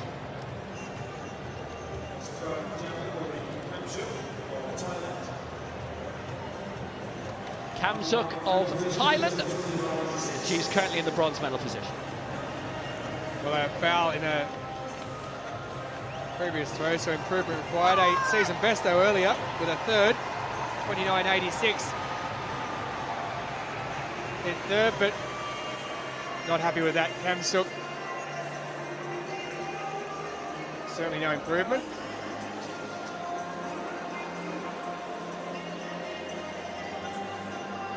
It's all about the two Hollies at the moment, isn't it? Holly Arnold, Great Britain, and New Zealand's Holly Robinson. And here she is, right on cue. She just saw a world record a moment or two ago.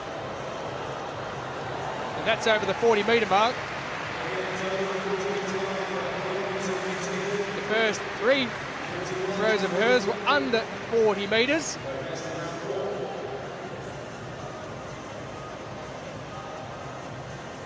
To give you some idea, Holly Arnold held the record, a championship record of 40.53 coming into this, so she could be looking at breaking that, but unfortunately for her, Arnold has broken the world record a short time ago. So Robinson there.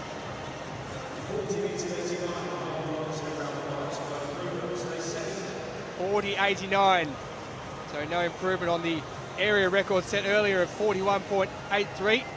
She stays in second position.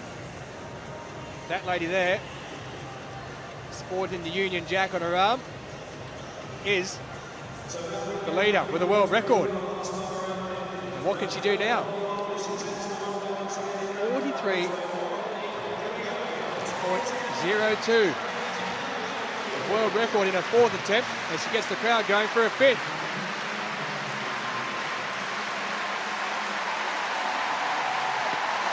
Where is this going to end up?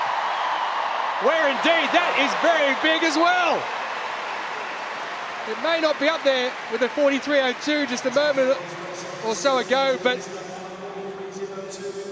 it's certainly well over the 40-metre mark. Just imagine, this girl was 14 years of age when she competed for Great Britain back in 2008. What a champion indeed.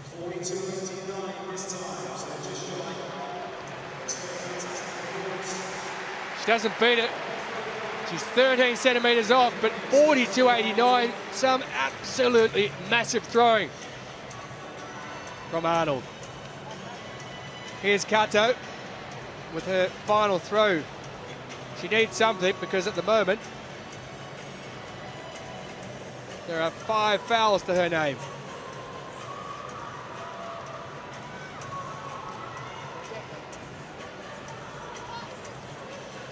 that there tells the story. Big blank, nothing at the moment. So she needs to make a mark. Up it goes.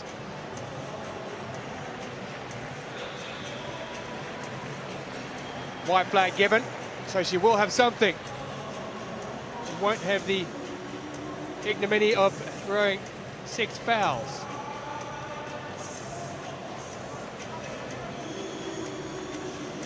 Around the 27-metre mark.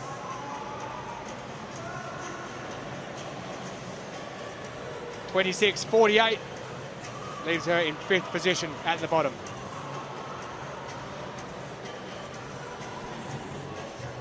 Another big final on the track coming. The men's 200 metres, T42. That means the reigning European, World and Paralympic champion, Richard Whitehead. Also the Asian champion, Yoda Pedagee of Sri Lanka. Talented Americans as well. It's a good field this. Nurullah Kant of Turkey on the outside in lane 9 from Izmir, 4th in the 4x1 at the Europeans in Grosseto. Also a paracyclist and basketballer, multi-talented. Very good long jumper, bronze in the last Worlds in Doha, Regis Woods of the United States. Regis Woods senior as he is now. Lane 7, the 15-year-old from the Disability Club in Pretoria in South Africa. Silver in the 200 in Rio in Thando Malangu. Lane 6 for the United States. 3 gold to the Iowa's Junior World Championships in Stoke Mandeville in 2014, Desmond Jackson. Big cheer coming in 5. Champion in 2012 in this. Champion in Rio over 200 metres. And in Doha. And in Lyon, Richard Whitehead. Lane 4 for Germany. Very good long jumper. Best results have come in that. Couple of 4th places for the Bayer Leverkusen club. Leon Schaefer. Now the Asian Games. And Asia Oceania champion, the force of Sri Lanka, Yoda Pedagee. And in lane 2 for Great Britain, bronze in the 2 in Rio, silver in the 2 in Grosseto in the Europeans, David Henson.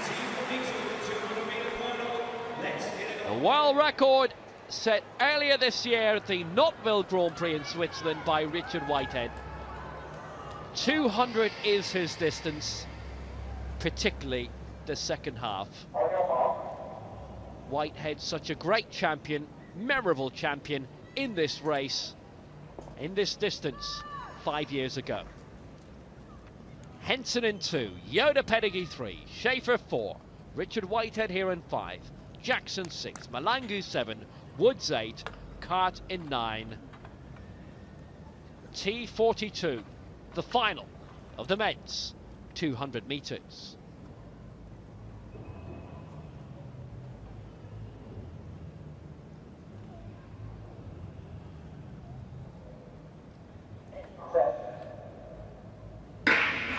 So calm, but now the explosion, a slow start by Whitehead, but that's to be expected. Schaefer going well for Germany, Jackson and Woods for the United States, and Malango too for South Africa. Whitehead way back, but now they straighten up.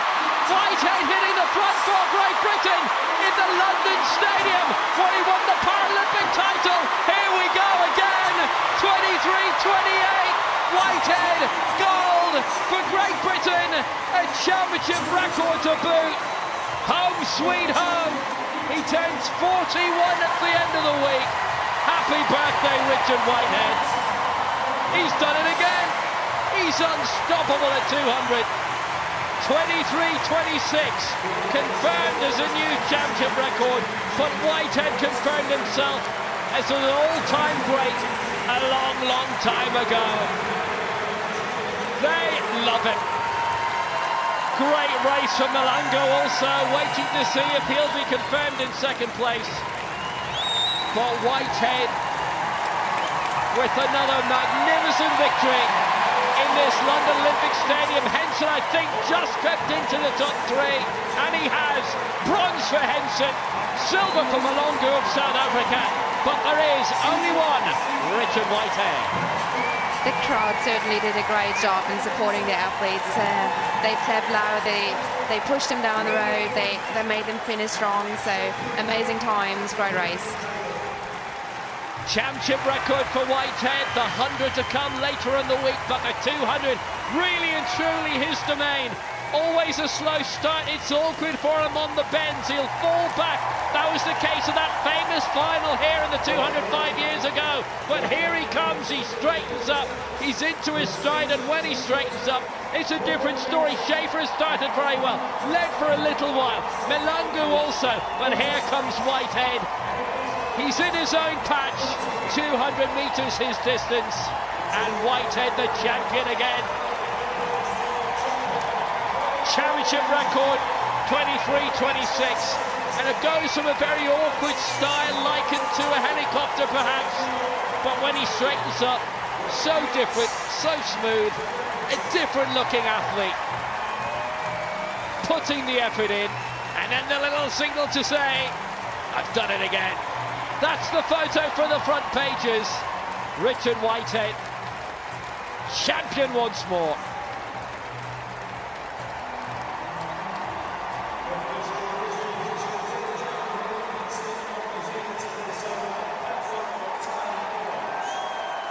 .23.26 seconds, a championship record and gold for Richard Whitehead.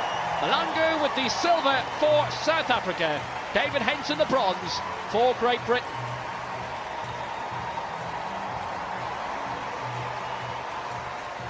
So back we go to the women's javelin throw F46. Holly Robinson of New Zealand in the 6th round, currently in 2nd position. Well, that's well over 40.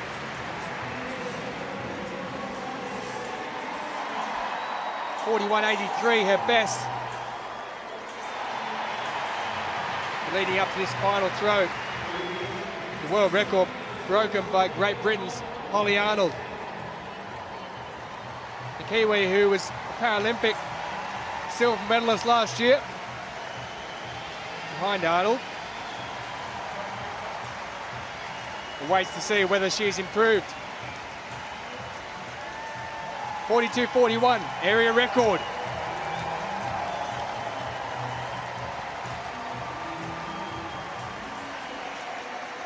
For the men's 100 metres, T33 final.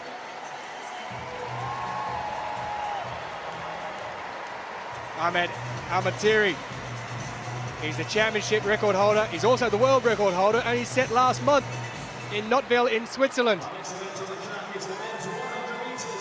Toby Gold, he's just seen Great Britain win gold and bronze in the men's T42 200. What can he do now?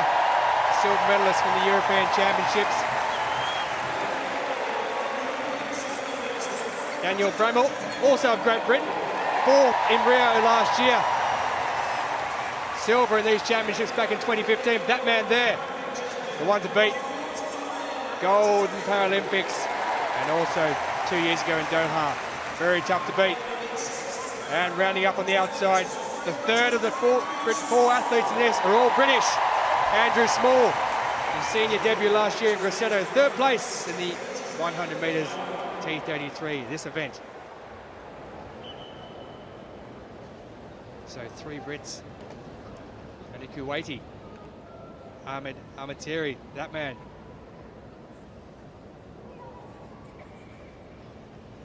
We've just seen a championship record. What can we find now here as they move up to the line?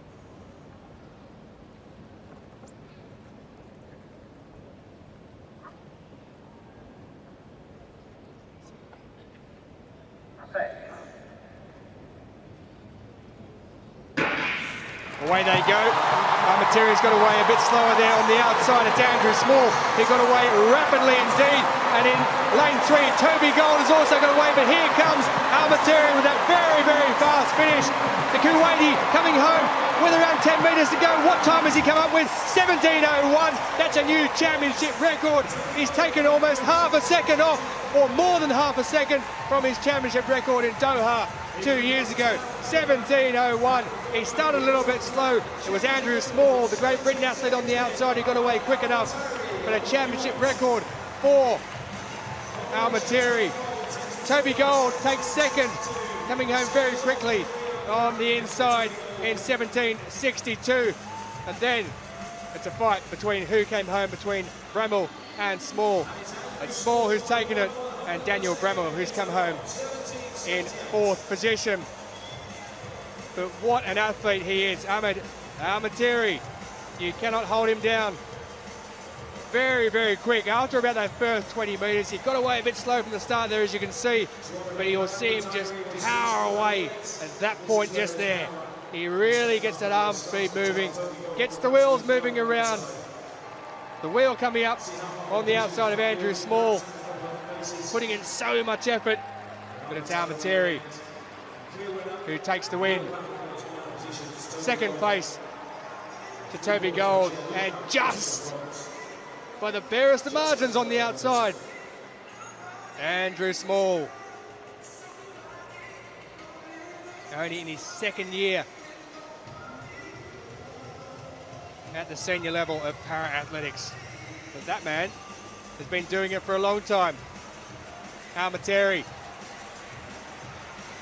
Championship record rounded down to 17 seconds exactly. Toby Gold takes silver. And in 3rd place, Andrew Small with 17.78 seconds.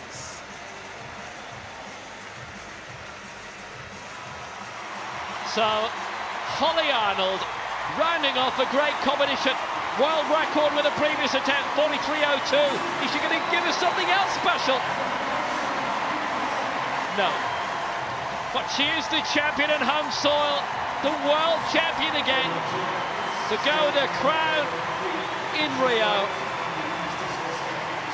It's another British Super Saturday, isn't it? Richard Whitehead a couple of minutes ago, Holly Arnold now. A double British success. Look at that set of marks. Exquisite.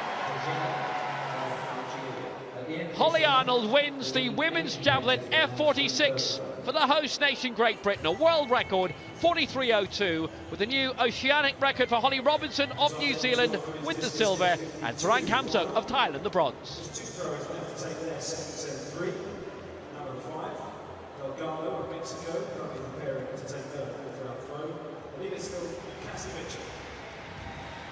Cassie Mitchell with 3rd attempt at the women's F52 discus.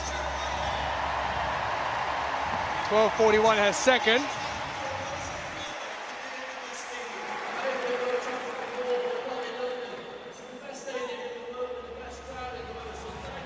Foul in the first. The 3rd's even better, so consolidates that first position. 12 metres and 63 centimetres for Cassie Mitchell.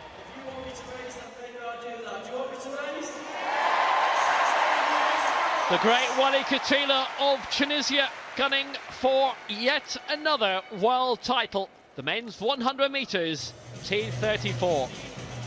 Reid McCracken, the world record holder, set a new championship record earlier in the day, but saw Katila break that subsequently. It's a very good field for this. Coordination impairment wheelchair racing, the strongest category from Doha, Qatar. Mohammed Rashid El Kabashi, bronze in the Asian Games in 2014. In lane 3, coached by the great Joachim Cruz, the Olympic 800 champion from LA 84. Austin Pruitt, bronze in the 200, 2011 in Christchurch.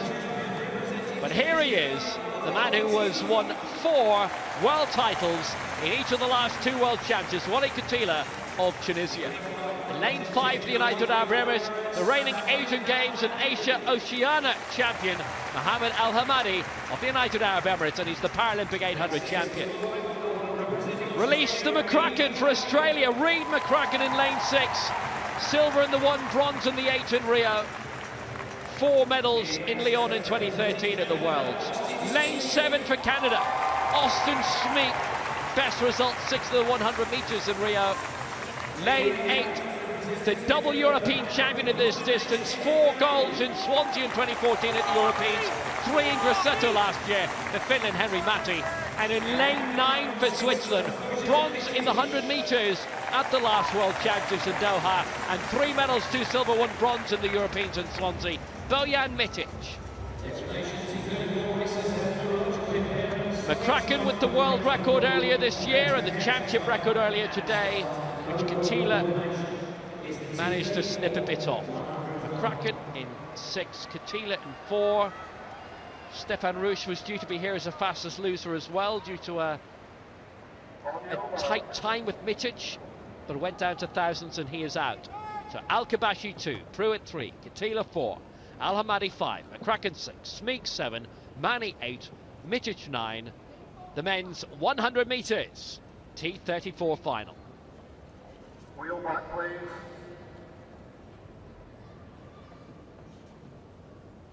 And after the big build-up, Wheels behind the line, please. Show them all the green card. everybody okay. Just a faulty start. On your mark. Katila with 8 gold medals from the last 2 World Championships. Al-Kabashi, Pruitt, Katila, Al-Hamadi, McCracken, Smeek, Mani, Mitic. Set.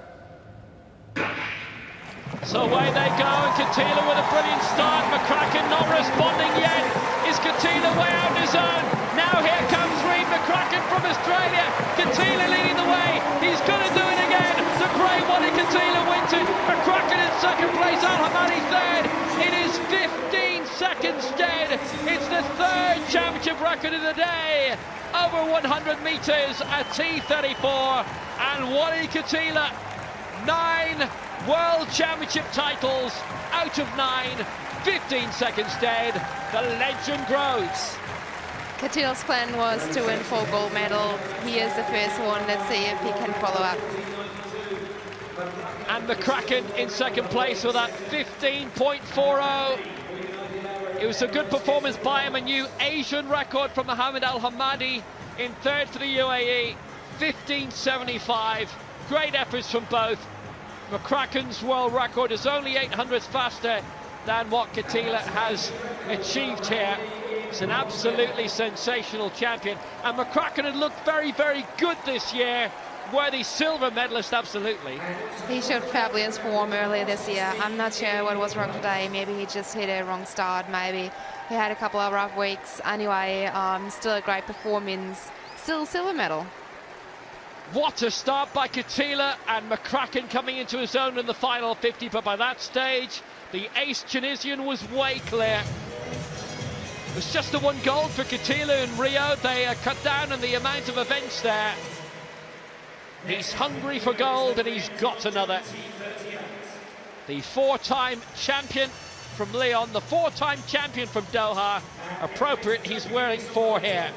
The first of many again this week. Good chance of that.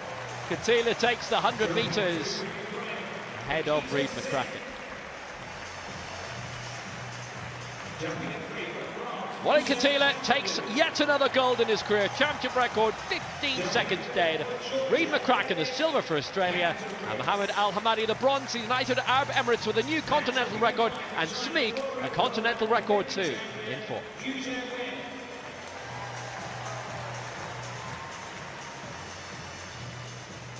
T30 long jumpers compensate for asymmetry and slightly reduced coordination of muscle movements. So the jumping pin is on. So the women's F57 discus, Safia Jalal in 5th position with her 3rd attempt.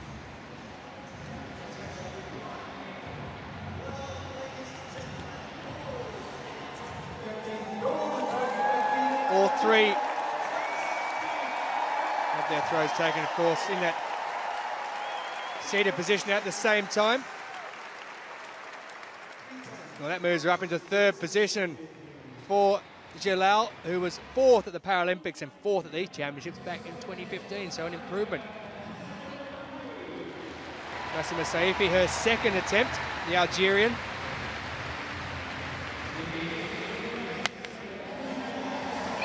And that is well out there indeed. The favourite to win this, defending her championship from 2 years ago, and that is big indeed. She holds the world and championship records, and that is only 26 centimetres off her own championship record, 34.05 in first place. Final of the men's long jump over T38. Nikita Senik of Ukraine, regular champion. China always strong as well, with Zhong and Hu.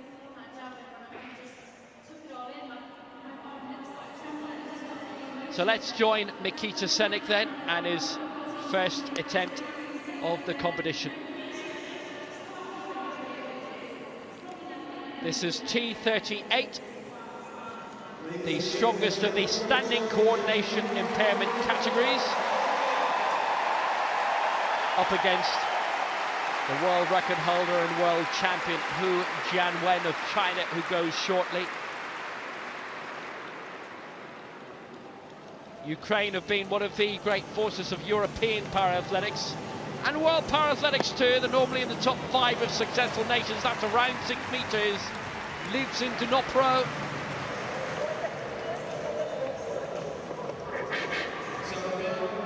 Decent sprinter as well. He's been around a long time. Won gold in the 1, the 2 and the long jump in Swansea in 2014. From memory, they actually skipped Grosseto entirely, Ukraine did.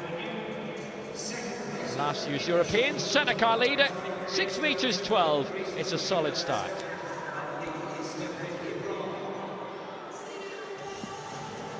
For France, Moussa Tambadou. We've also had a foul, no jump in this opening round from Zhong Wanghao of China.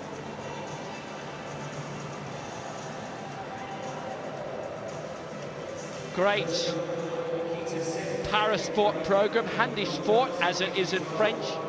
World championship host in 2013. One of the heroes of that week in Lyon, Marie-Amélie Lefeur, is here as a commentator for French TV, taking a year out. Tambadou, silver in the long jump in this, in Grosseto at the Europeans, and had been third in Swansea 2 years before that. He's found himself very close to the plasticine. Pretty much ran through it.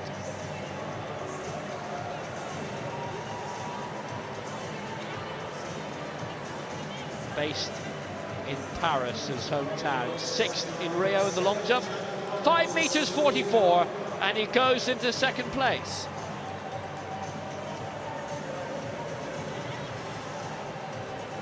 Well, we saw Richard Whitehead of Great Britain come up with something in the men's T42. It's time now for the women's 200 metres T37.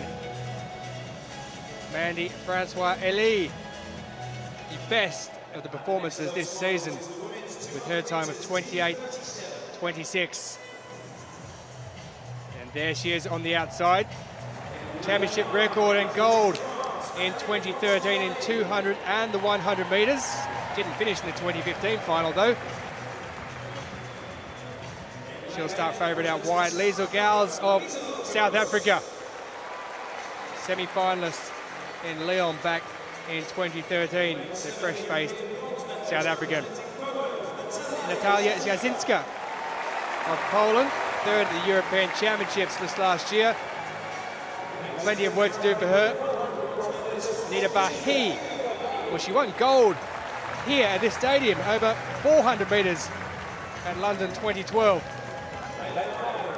Anaïs Annelise Angeline, inspired by her father to take up the sport of athletics and doing her family proud.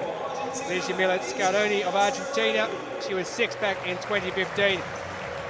She'll go from lane 4, and inside her in lane 3 is the USA's Yalim Roberts, formerly a wrestler, who then decided to take up para-athletics. Natalia Kobza, who took up athletics age 5 in Kremenchuk, where she lives in Ukraine. now 17 years of age.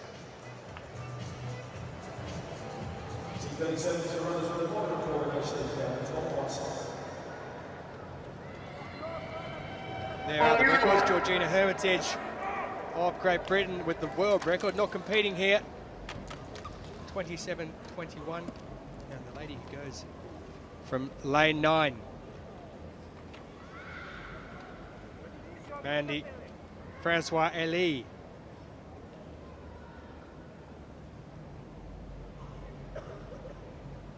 Will be out in the furthest possible lane. Has no one to chase, so she'll be setting the pace herself.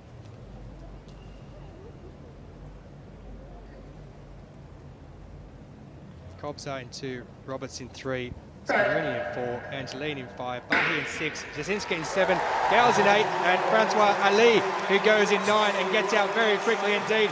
How's the French woman? She's doing very well around that bend as she straightens to take the last 100. She'll come into it slightly in the lead as the Ukraine Kobza on the inside is also doing marvellously well. Next to her, it's Yaline Roberts. But it's the Ukraine on the inside, Kobza, 17 years of age. She's going to carry out a bit of a shock here by winning a gold medal in a championship record time of 27.63. Well, she came around there. Mandy Francois Ali taking second place. But a championship record for the 17-year-old, 27.62. A mighty performance indeed. She rounded that bend and looked like she might struggle a bit, but she just kicked on, and the one who struggled was Mandy Francois Ali on the outside, who picked up the silver medal. But what a run from that lady there. Natalia Kobza took up her athletics age 5, did the Ukrainian, and Yaline Roberts also in the thick of the action. What a performance indeed. You just see as they take off here. And Mandy Francois Ali gets away well on the outside, but just couldn't hold a form going around. And you see on the inside there, Kobza, who really does well around that bend. And when she straightens up, she takes off indeed. French girl was in such a hard position, like running up on front, not even able to see her competitor at all from the inside. Even in the backstride, when they're coming closer to the finish line, it's so hard if your main competitor is 7 lanes away. Well, Kobza with a championship record. Francois Ali in second place, and just a small margin behind. It's Yaline Roberts who picks up the bronze medal. You see Francois Ali there really sucking in the oxygen out wide. Yaline Roberts stretching as far as she can to try and get up there into second place. But the Ukrainian Kobza held her form towards the end. Took the gold medal, took the championship record from the lady who finished second, Mandy Francois Ali, who's held that for 4 years. Nice to see indeed. Confirmation then, a championship record for Natalia Kobza, 27.62. The lady who used to own that record, a personal best though for Mandy Francois Ali, 28.04. And Yaline Roberts, an area record for the American, 28.18. T38 long jump, the opening round. This is the world record holder. This is the world and Paralympic champion Hu Jianwen of China. Gold in the 1, the 2 and the long jump in Doha at the last World Championships 2 years ago. Senik leading with 6 meters 12. And Hu just cut out of that, aborted it midway through. It will still count, but he just didn't get the trajectory right. Let's ask an expert what went wrong. Yeah, he must have not hit himself right. Maybe he couldn't hit the board right. Maybe he was just like not able to transfer the speed into height. Now, somewhat curious that, because otherwise it looked a decent jump. It's beyond 5 meters definitely. It'll probably put him into the medals. Tamadou in second right now with 5.44. Hu 5.65.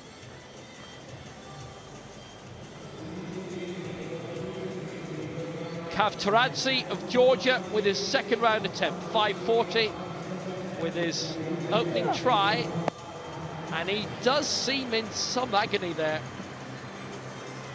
Remember, it's coordination impairment, which covers quite a number of conditions, and you're always fighting against the body, trying to shut down on occasion if you're going too hard.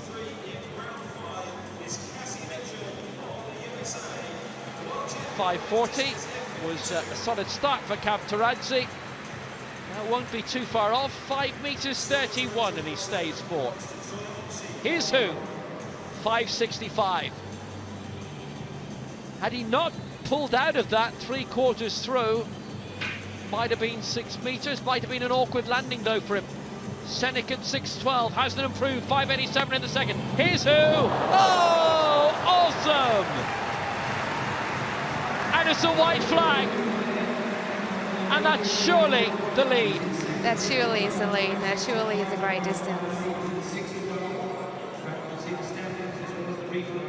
Much smoother technique, lot more comfort for him, hit the board perfectly. That's heading out towards 7 meters.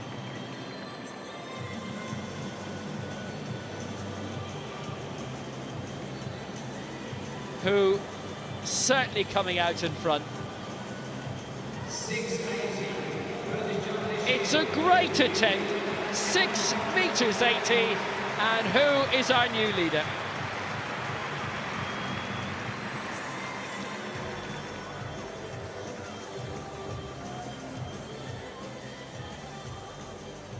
The final of the women's 200 meters T38. That means 2 more great Britons and champions, Kadina Cobbs and Sophie Hahn. But can Ella spoil the British party?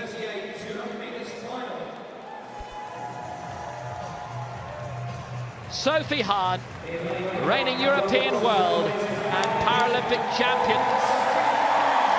Has been winning major titles since the World Championships in Lyon in 2013. Lane 8 for Germany, Lindy Ave, 4th in the 4x1 in Rio, 5th in the 100, and 5th in the 1 and the 2 in the Europeans in Grosseto.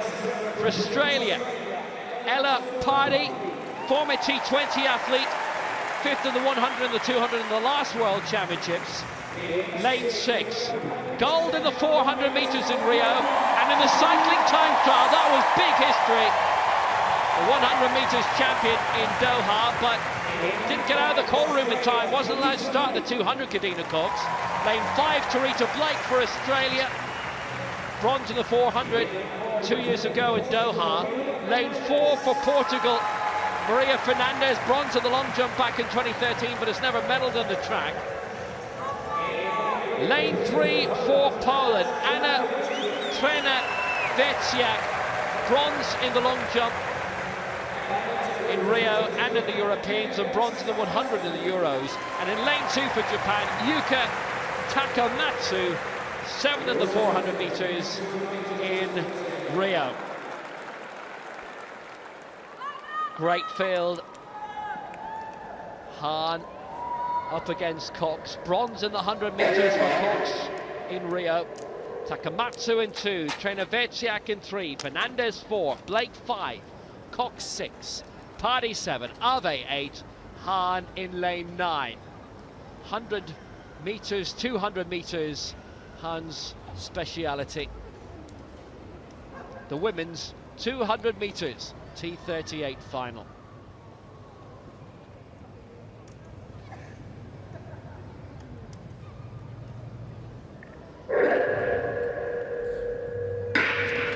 Away they go, first time. Hahn absolutely gliding straight away in 9. Cox not looking bad either in 6. This could be a great tilt between the two British athletes, but Hahn is way clear of the rest. It's looking like a British one too. Ave going well also for Germany. It's Sophie Hahn for Great Britain. She's going to take the gold. Cox is having Ave closing in on her. It's Hahn with the gold. 26.13 is a new world record. In front of a home crowd for Sophie Hahn.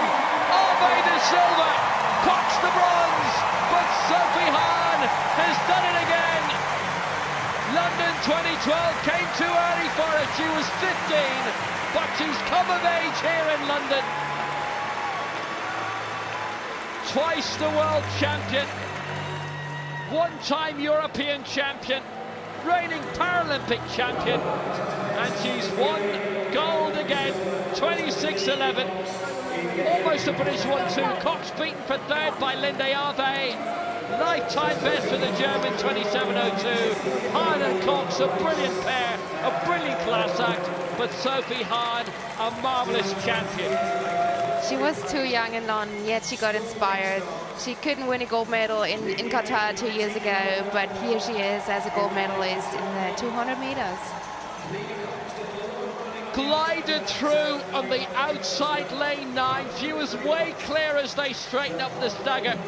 Cox going well at that stage in 2, but Ave for Germany straightening up marvellously for her first major championship medal in this Commonwealth Worlds. Cox beaten on the line, but no one was going to beat Hahn. A new world record, beating the mark set last year by Margarita Goncharova of Russia. She's broken Goncharova's championship record as well from Doha. Hahn, a truly exquisite champion in this T38. In the coordination impairment, the strongest category of the lot. And Hahn, eyes locked on the line, putting in the performance, the speed of her life. Another truly great victory for Sophie Hahn. Crossing the line, 26.11. Full tilt, 100%. Truly great. And her concentration only lost after she crossed the line because she wanted to see the time. She wanted that world record, it's all hers. Just the pace and power of Sophie Hahn. It's a joy to watch, isn't it? It truly is. It was a pleasure for the crowd. They cheered her all the way to the end. They were totally with her, and Sophie enjoyed every moment, I believe. A great victory for Sophie Hahn. She is the champion, a new world record, 26.11. Lindy Ave, the silver, 27.02. Kadina Cox, the bronze for Britain. A lifetime best as well, 27.15. Lifetime best for the top 3.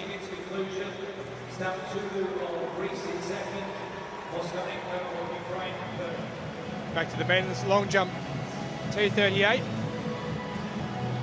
Zhong Honghua of China.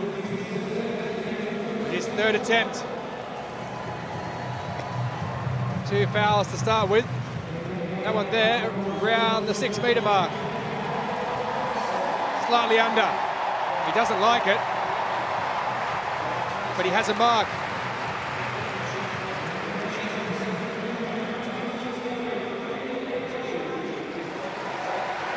Loses his stride slightly as he gets towards the board. Holding his back.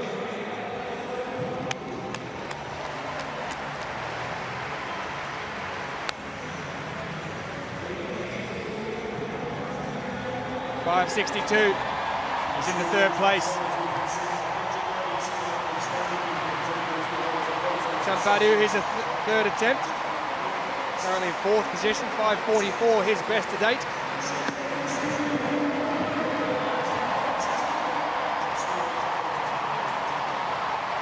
Very, very close there to the edge of the board, pushing the limits.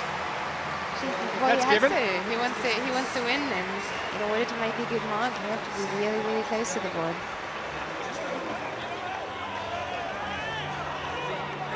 He seems to like it. He's over there consulting with his coach as we await the Frenchman's mark for his third jump. That's why he likes it. 581. An improvement. He's up to the third position.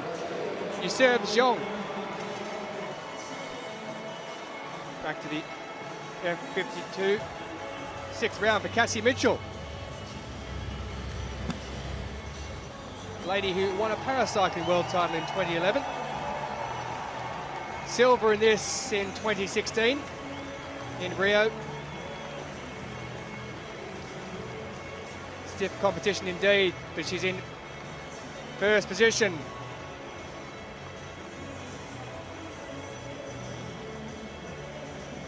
for confirmation that world record from Cassie Mitchell has taken over from Rachel Morrison, who's the defending champion, or was the defending champion, and also the Paralympic champion. American 1-2, 13:23 world record for Cassie Mitchell. Morrison silver, Aussie the bronze.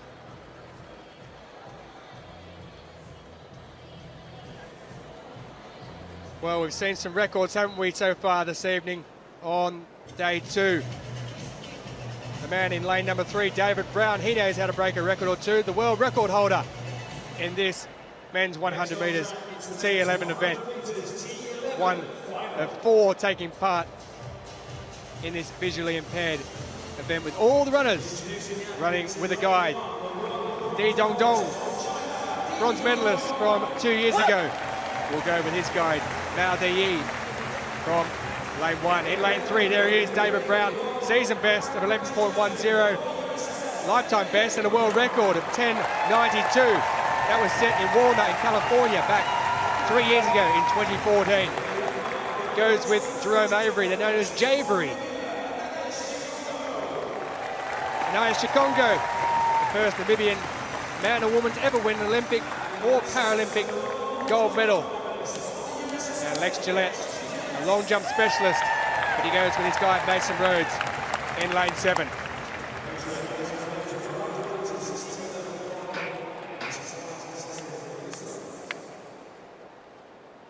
So Brown will start as the favourite.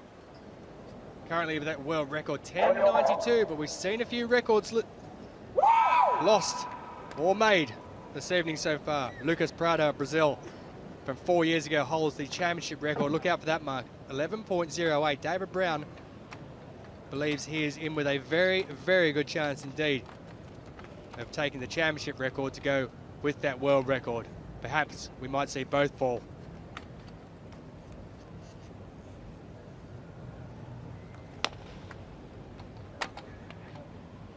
On the outside, Lex Gillette with Mason Rhodes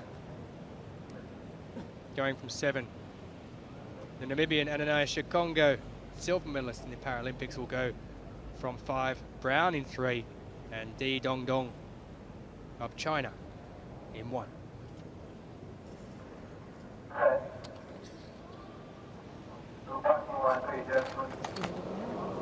Well, no one discernibly moving from the mark there. So we'll wait to reset as the athletes go back. And Vanessa, we've spoken about this before, haven't we? But they looked to really hold them for a long time there before they ended up coming up. So did you see anything that was really wrong with that? Yeah, I thought they were holding them down for a long time. I really hope no one moved there. It would be really disappointing to have someone disqualified.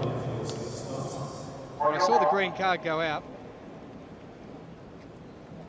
Oh, I'm not sure about So that. Very long hold indeed, but a green card is given. So thankfully, all our athletes will line up in the men's 100 metres T11, and fingers crossed we'll get underway at the second time of asking. It does take a little bit more time for these athletes to get themselves set. They have to be tethered to the man or woman next to them, and obviously with the guide they're given space with only 4 maximum competing in this. This time they're away, and Brown gets away very, very well indeed in lane 3.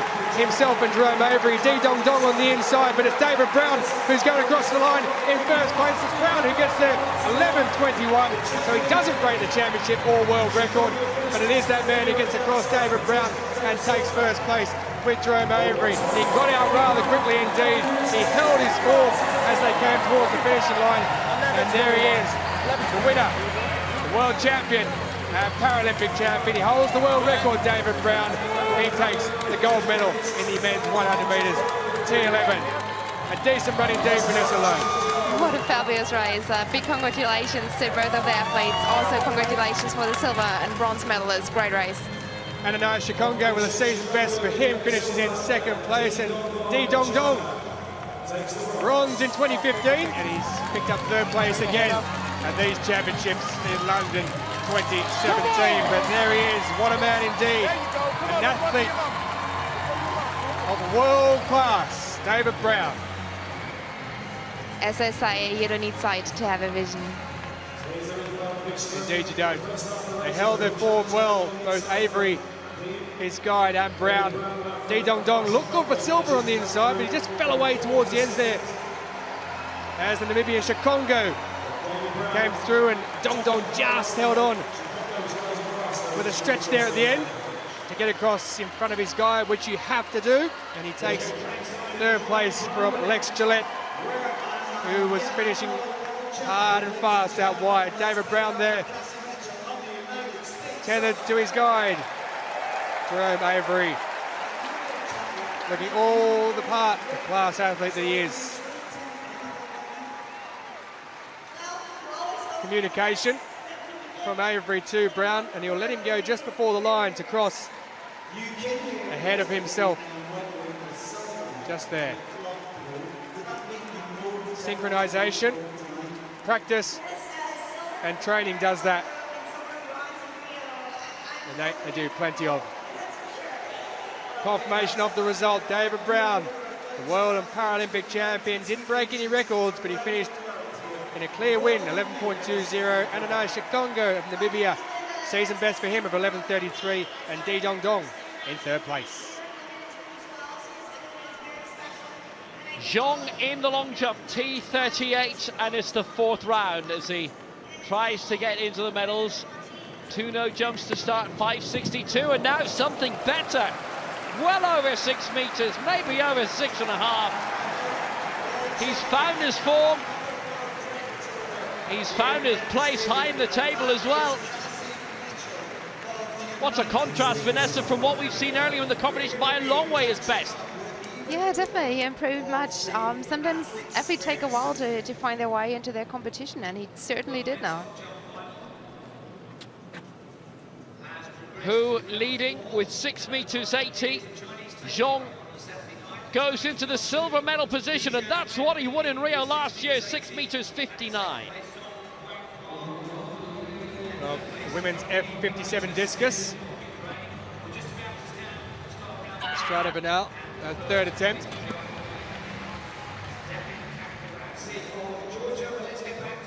.27.51, her best. That was her first attempt. Then 27.18. Area record for a third, 27.76. Puts her into third place, the Mexican.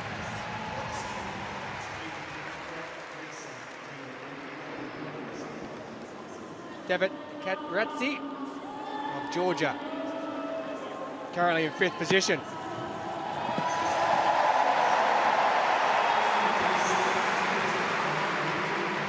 Best jump of 5.40 for his first one.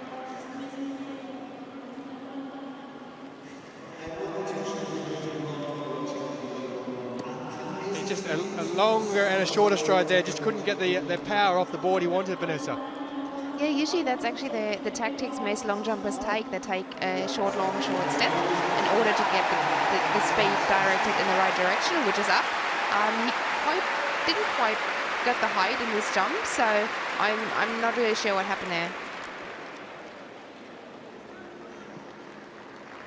Well, he'll remain in 5th position. 4.83. So still his first jump is best. He'll have one more. Well, the man from Georgia to try and push himself up the leaderboard.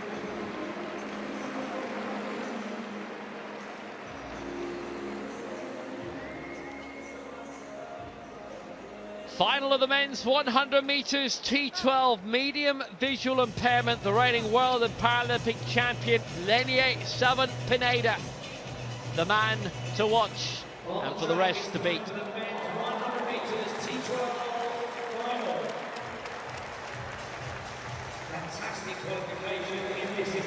Lane 1, the 19-year-old from Laja's first major championship for Fabrizio Junior Barros Ferreira.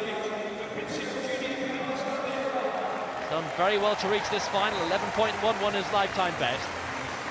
But the man who won the 100 and 200 meters gold, both at the last Worlds in Doha and at the Paralympic Games in Rio, for Cuba, Lenier Pineda. In lane 5 for South Africa. 5 times world championship medalist, double Paralympic medalist, but none of them gold. That can change. And Demotzi, Jonathan and Tutu. And in lane 7 for Spain, the 400 meters European champion, bronze in the 2 in Grosseto, won Muna Martinez.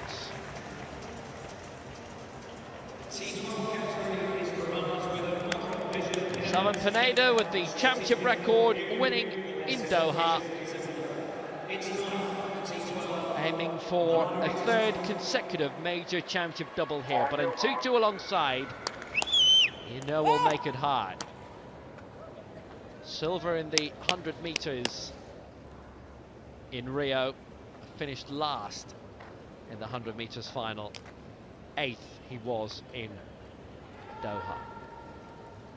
Junior Barrios Ferreira in 1, Pineda 3, and 225 Muna Martinez in lane 7. The T12 men's 100 meters final.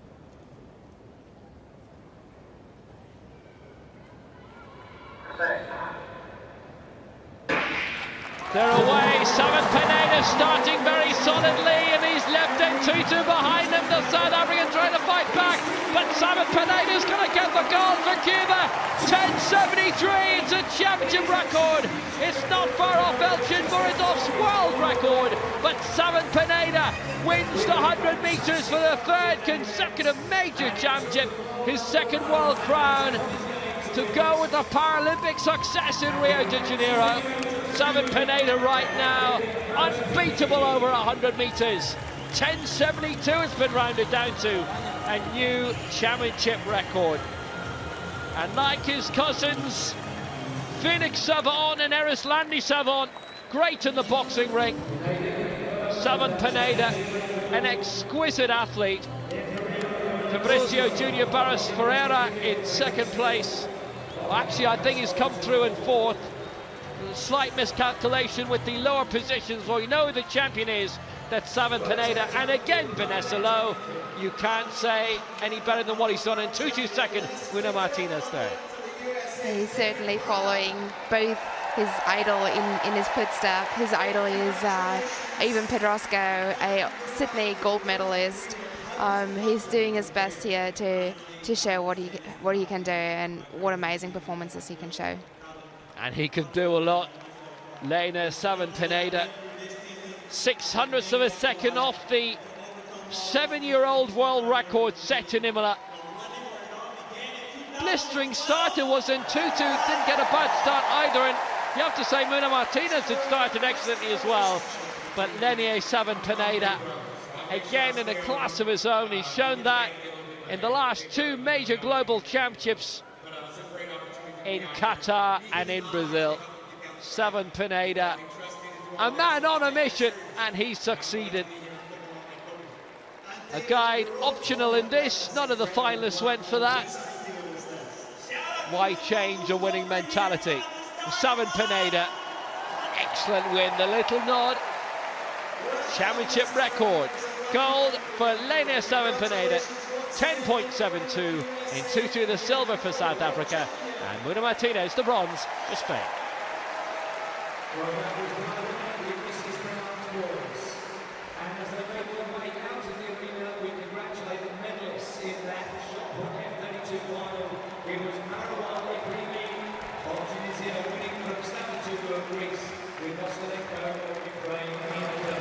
So back to the men's long jump T38 we go. The man in shot there, Zhang Honghua from China.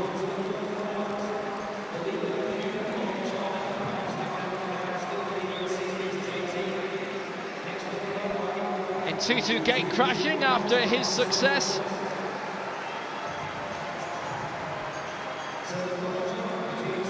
Zhang, who we saw there, the silver medalist in the Paralympics, just having a breather.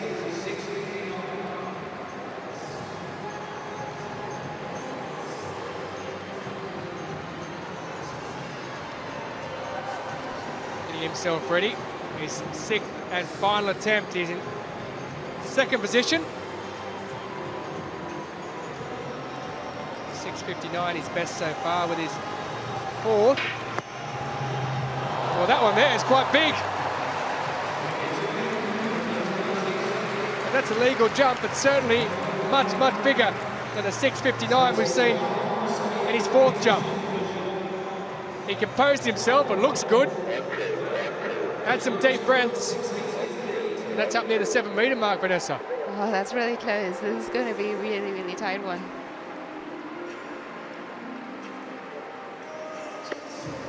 Well, his best, lifetime best, 6:74.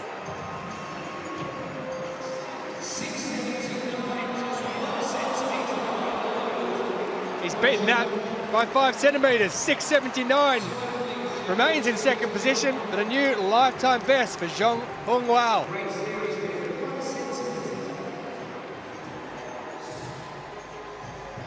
F32 women's shot put, Marua Ibrahimi winning it for Tunisia, 5 meters 86, with Stavatula 2nd for Greece and Moskalenko 3rd for Ukraine. So just 1 centimetre between gold and silver at the moment. China 1 and 2, but Tamabu can upset the Chinese party. Already with a season best, Tamabu. And that's not too dissimilar to what he's already jumped.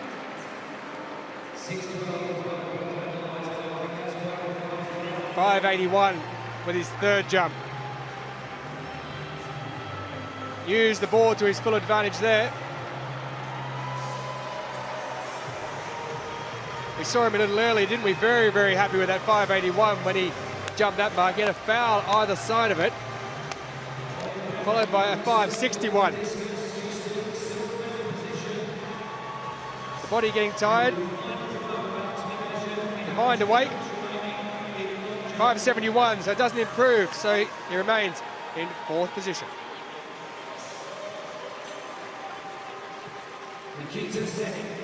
For the women's 200 metres T47, you can see there a blank in lane 2. That's Anna Grimaldi of New Zealand, who's out of this. The European champion is Indo in Alicia Fyodorov. And also the Paralympic champion, Lulu, who goes from lane 5.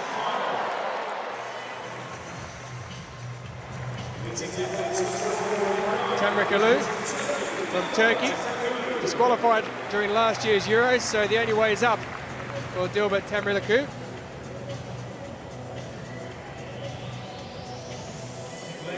Wang Yingping, 7th back in 2015.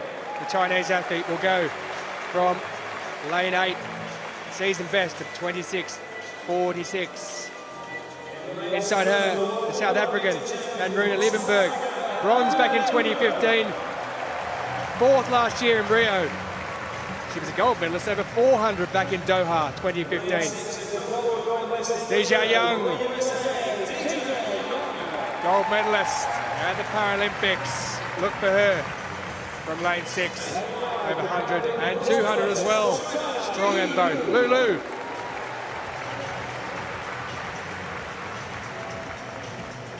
Bronze in 2016 for her. The European champion, Alicia Fyodorov,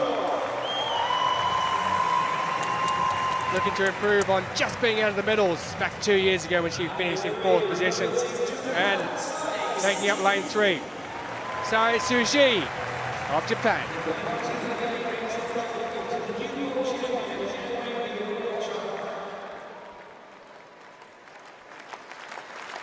So no Anna Grimaldi of New Zealand, she's out in lane 3. Suji Fyodorov of Poland in 4. Lulu of China goes in 5. Deja Young in 6. And Runa Lippenberg in 7. Wang Yangping in 8. And Dilber Tamrikalu of Turkey will go from 9.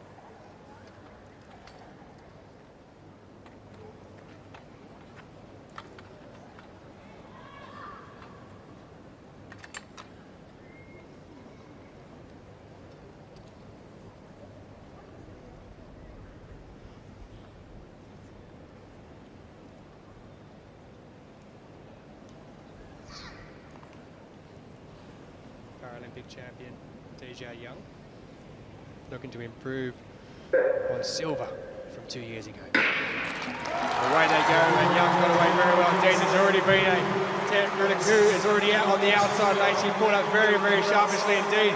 But it's the American Deja Young with Liebenberg, who's also coming through in second place. And then on the inside, Lulu taking in third. And Fyodorov of Poland has a battle on for second place. But Deja Young, the American, is out in front. She's going to take the victory. It's Liebenberg who's going to come through in second place. And Lulu in third, 25.13 seconds for Deja Young, who takes the gold medal after missing out in 2015.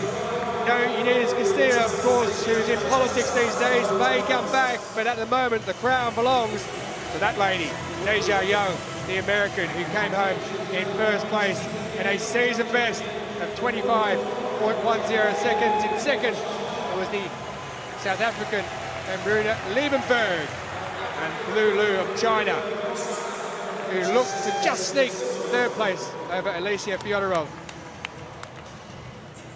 It looked like almost that Anne-Marie Liebenberg had a few issues in staying in her lane, so she must have been struggling coming off the curve. She has massive experience through 400-meter career, yet she couldn't pull it together for the 200. Yet a really great comeback from her knee surgery last year. Lulu looks like she's taken third place, but we know who's taken first. That lady goes to get the Stars and Stripes flag. Deja Young adds the World Championship medal to her Paralympic medal. But you saw straight away there, didn't you, Dilba Tamrikalu of Turkey. Straight out of the blocks, she pulled up with an injury. Didn't bother Deja Young though, ran a very strong bend indeed, and coming off it, straightens up, holds a form. And the battle was on for second place. It looked at one point as if Fyodorov of Poland was going to come through and take it. But Liebenberg finishes in second, and just ahead of Fyodorov, it's Lulu of China who takes third. With Deja Young, she's proven how good an athlete she is on the big stage. We've seen some performances tonight in every one of these finals on the track, and what we've seen in the field as well. But there is Bruna Liebenberg, head down, looking ahead, trying to make up that ground, but Young had too much of an advantage from that bend. She ran quick out of the blocks, arm goes up above the line, and she is the world champion over 200 meters in the T47 class.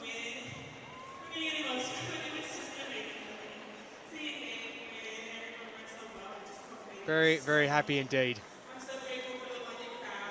There's the result. Deja Young of America, season best of 25.10. Liebenberg with their area record of 25.53, and a personal best for Lulu of 25.71 in bronze.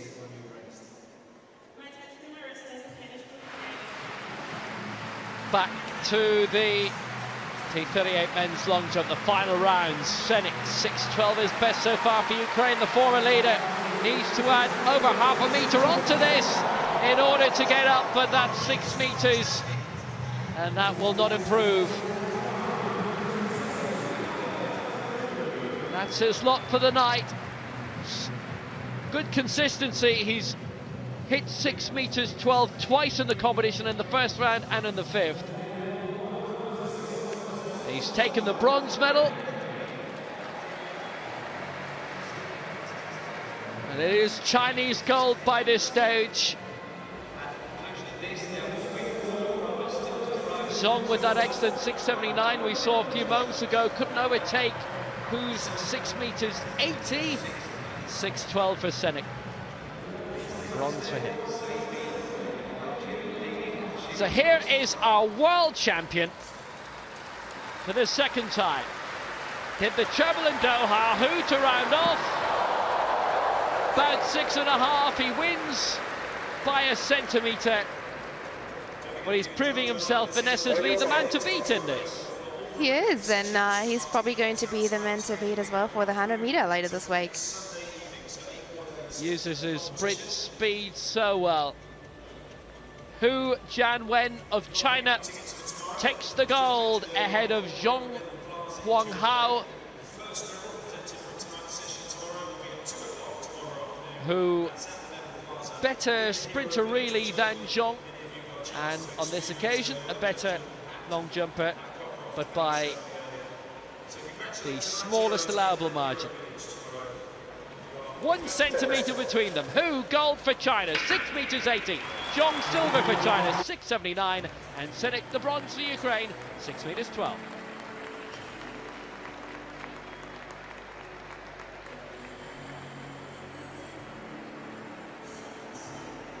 The final of the women's 200 meters T53, and it is wide open. Former European champion, treble European champion Sammy Kinghorn going in this for Great Britain. The great Angie Ballard and the talented up-and-coming Hamide Kurt of Turkey. Lana DuPont of Canada. It's wide open.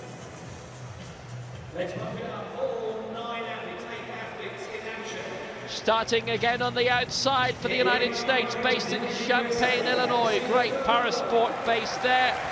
Kelsey Lefebvre for the United States. Bronze in the 100 meters in Doha. She's got a good chance here. Bermuda's first Paralympian, Jessica Cooper-Lewis.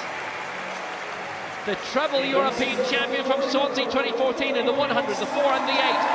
Sammy Kinghorn of Great Britain, the Scot, with the bronze in this in Doha 2 years ago. The Canadian who had retired, but following her husband Alexander around in the circuit, she wanted to come back. Bronze in the 100 in 2013, Lana DuPont. Lane 5 for Japan, 7th in the 100 meters in Lyon in the Worlds in 2013. Keiko Kanishi, legend in her own lifetime. Commonwealth Games champion, reigning over 1500 meters, 4 medals in the Worlds in 2013. The reigning world champion over 200 and 400, Angie Ballard of Australia. The European champion at the moment over 100 and 400 for Turkey, Hamide Kurt. And in lane 2 for Canada, 3rd major championships for Jessica Vrotten, based in Regina in Saskatoon, who was 7th in the 200 in the last Worlds. Angie Ballard, the reigning champion, going out of lane 4. Sammy Kinghorn with the world record set in Tempe, USA in May. Vrotten, Kurt, Ballard, Kanishi, DuPont, Kinghorn, Lewis, Lefebvre. The final of the women's 200 meters. All eyes from a British point of view then on Scotland's Samantha Kinghorn getting into a stride. Lefebvre on the outside. Ballard, the reigning world champion, moving up for Australia. Kinghorn still in the lead as they straighten up. It's Kinghorn against Ballard with Kurt in 3rd place. It's Sammy Kinghorn for Great Britain. Ballard is fighting back, but is she running out of track? It's another British gold. It's Sammy Kinghorn. It's a world record. 28.62. Kinghorn gets the gold for Great Britain. She breaks her own world record. She breaks the championship record of Angie Ballard, who takes the silver here. And Kurt coming up for the bronze for Turkey. A brilliant race. The T54s are exceptional. The 53s are not far off it. Kinghorn with the world record. And she's going for the lap of honour world record as well. She's not going to stop till Tuesday.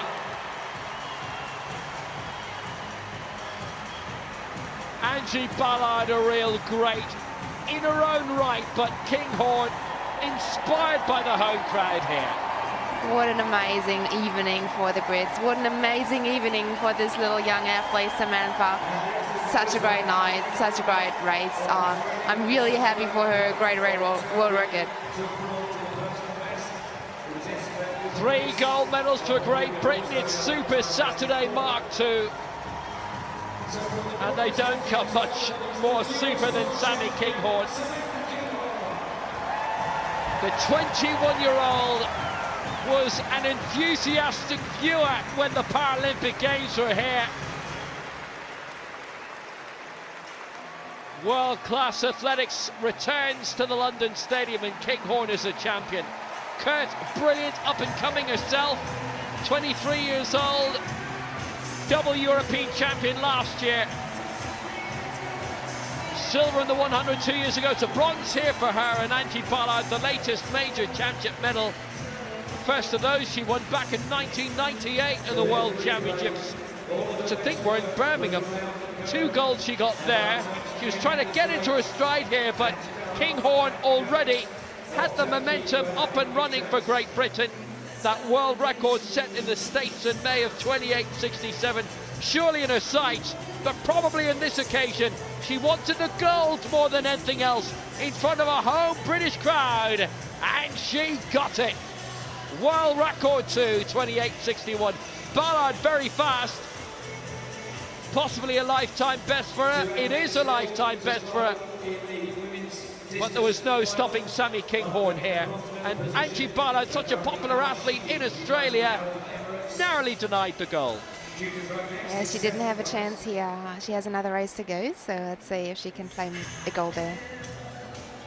But Sammy Kinghorn, it was concentration all the way, putting as much into those wheels as she could, and it was only when she crossed the line and she knew she hadn't been passed she could celebrate, with Ballard behind her in second and Curtin third. Angie Ballard every right to smile, another medal to add to her career. Sammy Kinghorn, world record 28.61 and the gold. Angie Ballard, silver Australia 29.09. Kurt the bronze for Turkey. Lewis fourth for Bermuda. World class, world record. Kinghorn, the queen. Can you reverse back a little bit? Okay, the guys, yeah.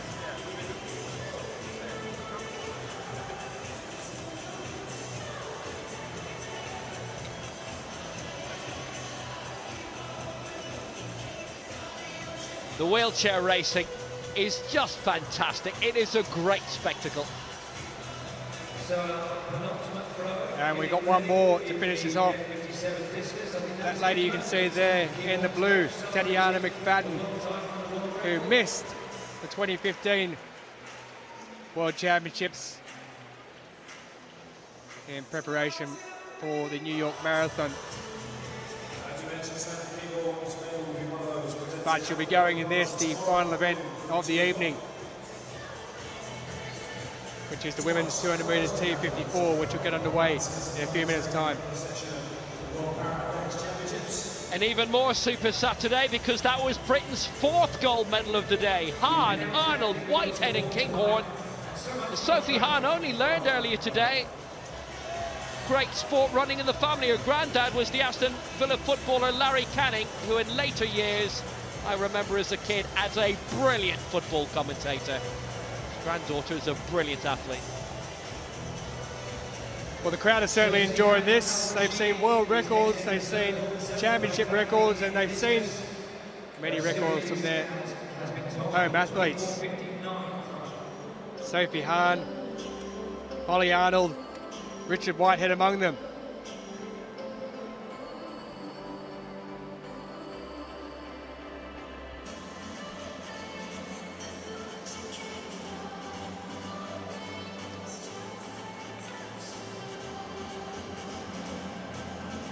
So the final event of the evening, the women's 200 metres T54. The space you see there in lane 6, well, that is Amanda Kataya.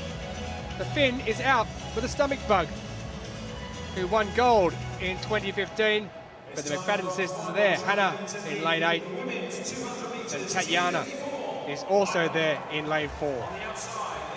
On the outside, Annika Zien of Germany won gold in wheelchair basketball in 2012, silver in 2008 and 2016. Hannah McFadden, bronze over 100 metres and 200 metres in 2015 in Doha. Inside her, the gold medalist over 100 at the European Championships and silver over 200, Sabina Subageci. No one, of course, in lane 6 because Kataya's out, so we go to lane 5.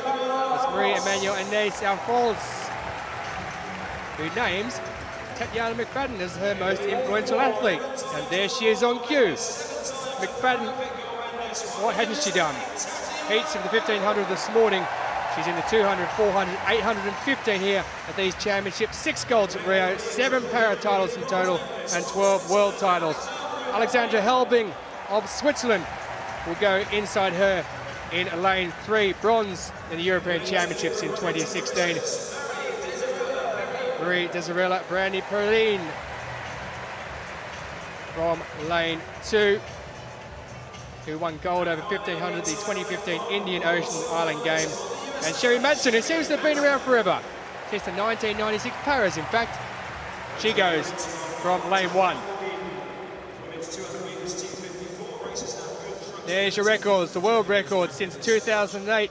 It may well go. Chantal Petitclerc of Canada, 27.52. Tatiana McFadden, who's in this, the championship record in Lyon 4 years ago.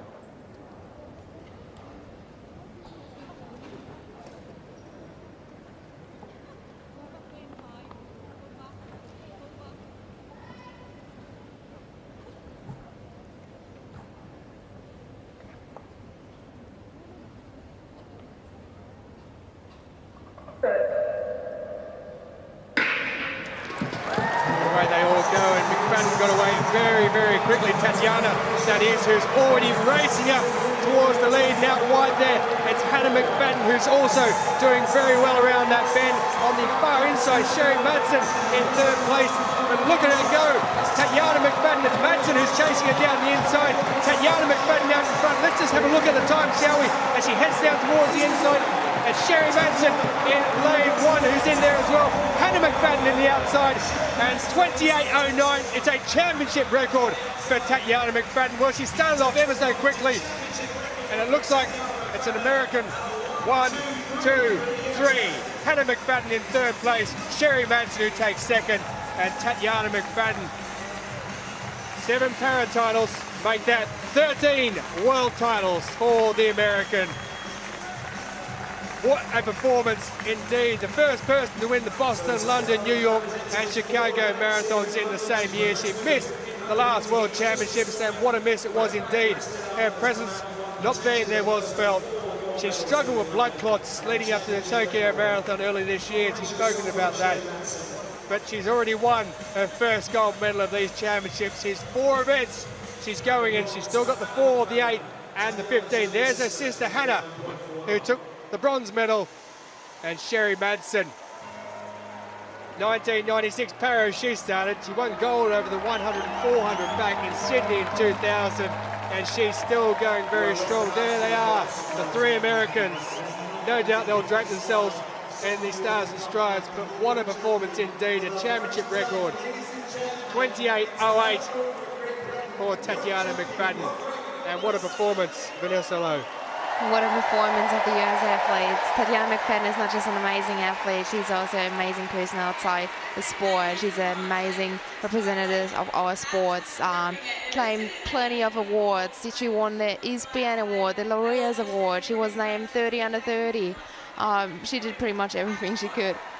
And she's still going strong, and she's got such an influence. I mentioned the Mauritius athlete, Alphonse, who was a racing outsider who sees Tatiana McFadden as her inspiration, and that is going to be for some time to come, because Tatiana McFadden is a force to be reckoned with still. Madsen on the inside doing ever so well, and the other McFadden, who we shouldn't forget about, Hannah, takes bronze for herself. But look at that speed, look at that power down the straight. When she came down, she knew she was in front. It was a case there of what she could do time-wise. She broke the championship record that she held from 4 years ago, which was 28.41. It's now 28.08. So she's taken a good chunk off that. Chantal Petitclerc's 27.52 steel stands from Beijing back in 2008 at the Paralympics. But she's happy with the win. The arm goes up in the air. And the USA takes the gold, the silver and the bronze in the women's 200 metres T54. Around the bend, arm power pulling away. At one point there it almost looked as though Madsen might have a measure, but then with just a couple of powerful strokes for those wheels, over she goes, and it was a case of just looking at that clock. And this is what happened. 28.08, a new championship record. Sherry Madsen, also of the United States, 28.89 with the silver. And the triple with Hannah McFadden, 29.49, taking the bronze.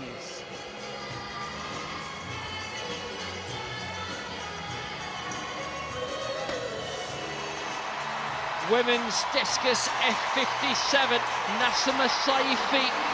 It's her fourth attempt. She's back in the throwing circle. She's in the lead with 34.05.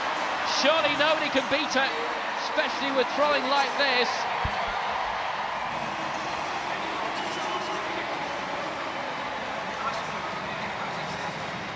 Orla Barry in second place for Ireland.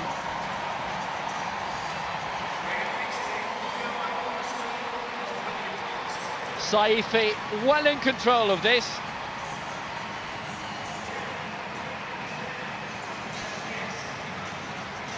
.28.69. There's only one thrower after this, which is Florala Estrada Bernal of Mexico, the only one who can deny Saifi the gold now. Orla Barry's best, 28.89, so silver at best for the Irish woman from Cork.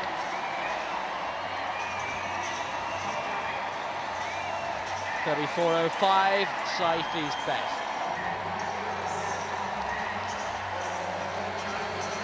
This throw number 5, that's beyond 30 again. The line is 35. There's no line around 30.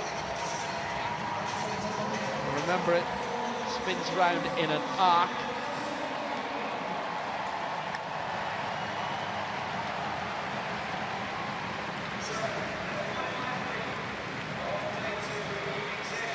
.32.02, beginning to strain a little bit.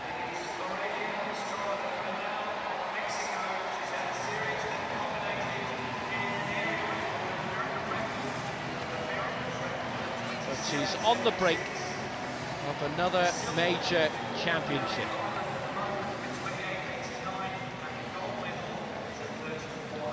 So Saifi, final throw.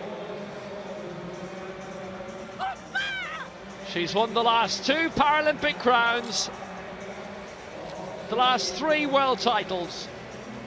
It's going to be 4 world crowns in a row and 6 major global medals in the discus for Nassima Saifi of Algeria. She is peerless in this. Compatriot Jalal 4th, Mej in 5th, and they regularly medal themselves. But Saifi on the brink of being our champion again with 1 throw to go, 34.05. Here's the trifecta. McFadden, Madsen, McFadden, and Tatjana McFadden is a 13 times world champion. Her sister Hannah with a terrific result. Beaming smiles all the way. As we'll have for Floriala Estrada Bernal. An area record already. If she improves by a metre, she'll overtake Orla Barry into the silver medal spot. 27.76, her best coming in round 3. This is her final set of 3 throws. She's the last to go. Saifi has won it just about.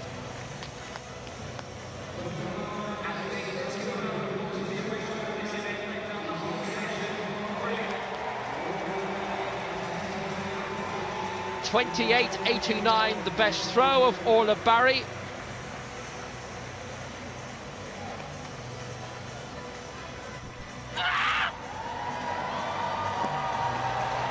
That's better. It's not 30, maybe 27.5. It's been a long old night for Floriala Estrada Bernal. Been a long competition. They kicked this off just about 3 hours ago. They're obviously out for practice throws as well. 27.09. So another metre 70 onto that. Those straight shoulders. The the sinews, the muscles burning. It's worth it for the bronze, and even more so if the final straight of effort can get her up into second. Last throw of the night. I don't think it'll get her into silver, in truth, but Floriana Estrada Bernal of Mexico will get the bronze.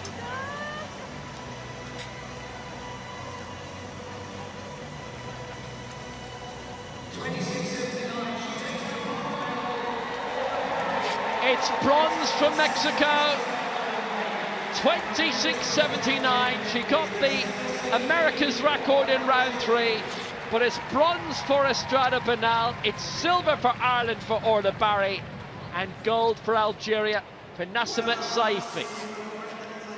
34.05, the winning mark, as Nassima Saifi wins a 6th consecutive global discus crown for Algeria. Orla Barry the silver for Ireland, 28.89, and Estrada Bernal the bronze for Mexico.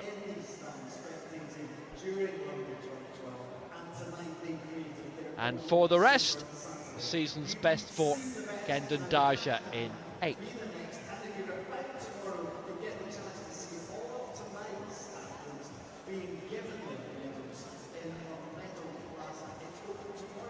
Great night for Great Britain. 4 gold medals tonight, 5 on another Super Saturday.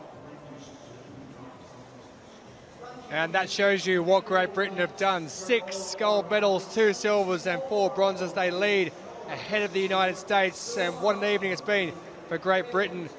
China in 6th position, Australia in 7th.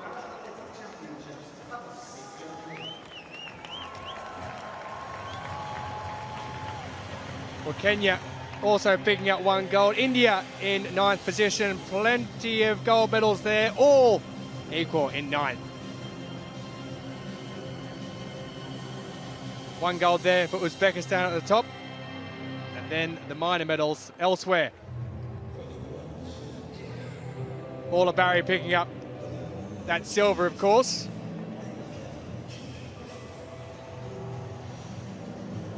Spain, Mexico, Sweden, all the way down to the UAE, who have 1 bronze medal themselves. Well, what an evening it's been. World records to Sophie Hahn, Samantha Kinghorn, Holly Arnold for Great Britain. It started with controversy when the Malaysian Zulkifli picked up the world record over Todd Hodgetts in the men's shot put F20. It's been an evening to remember. On Sunday morning, there are 7 golds on offer, 15 in the evening. For myself, Tulson Tollett, Will Downing and Vanessa Lowe, good evening.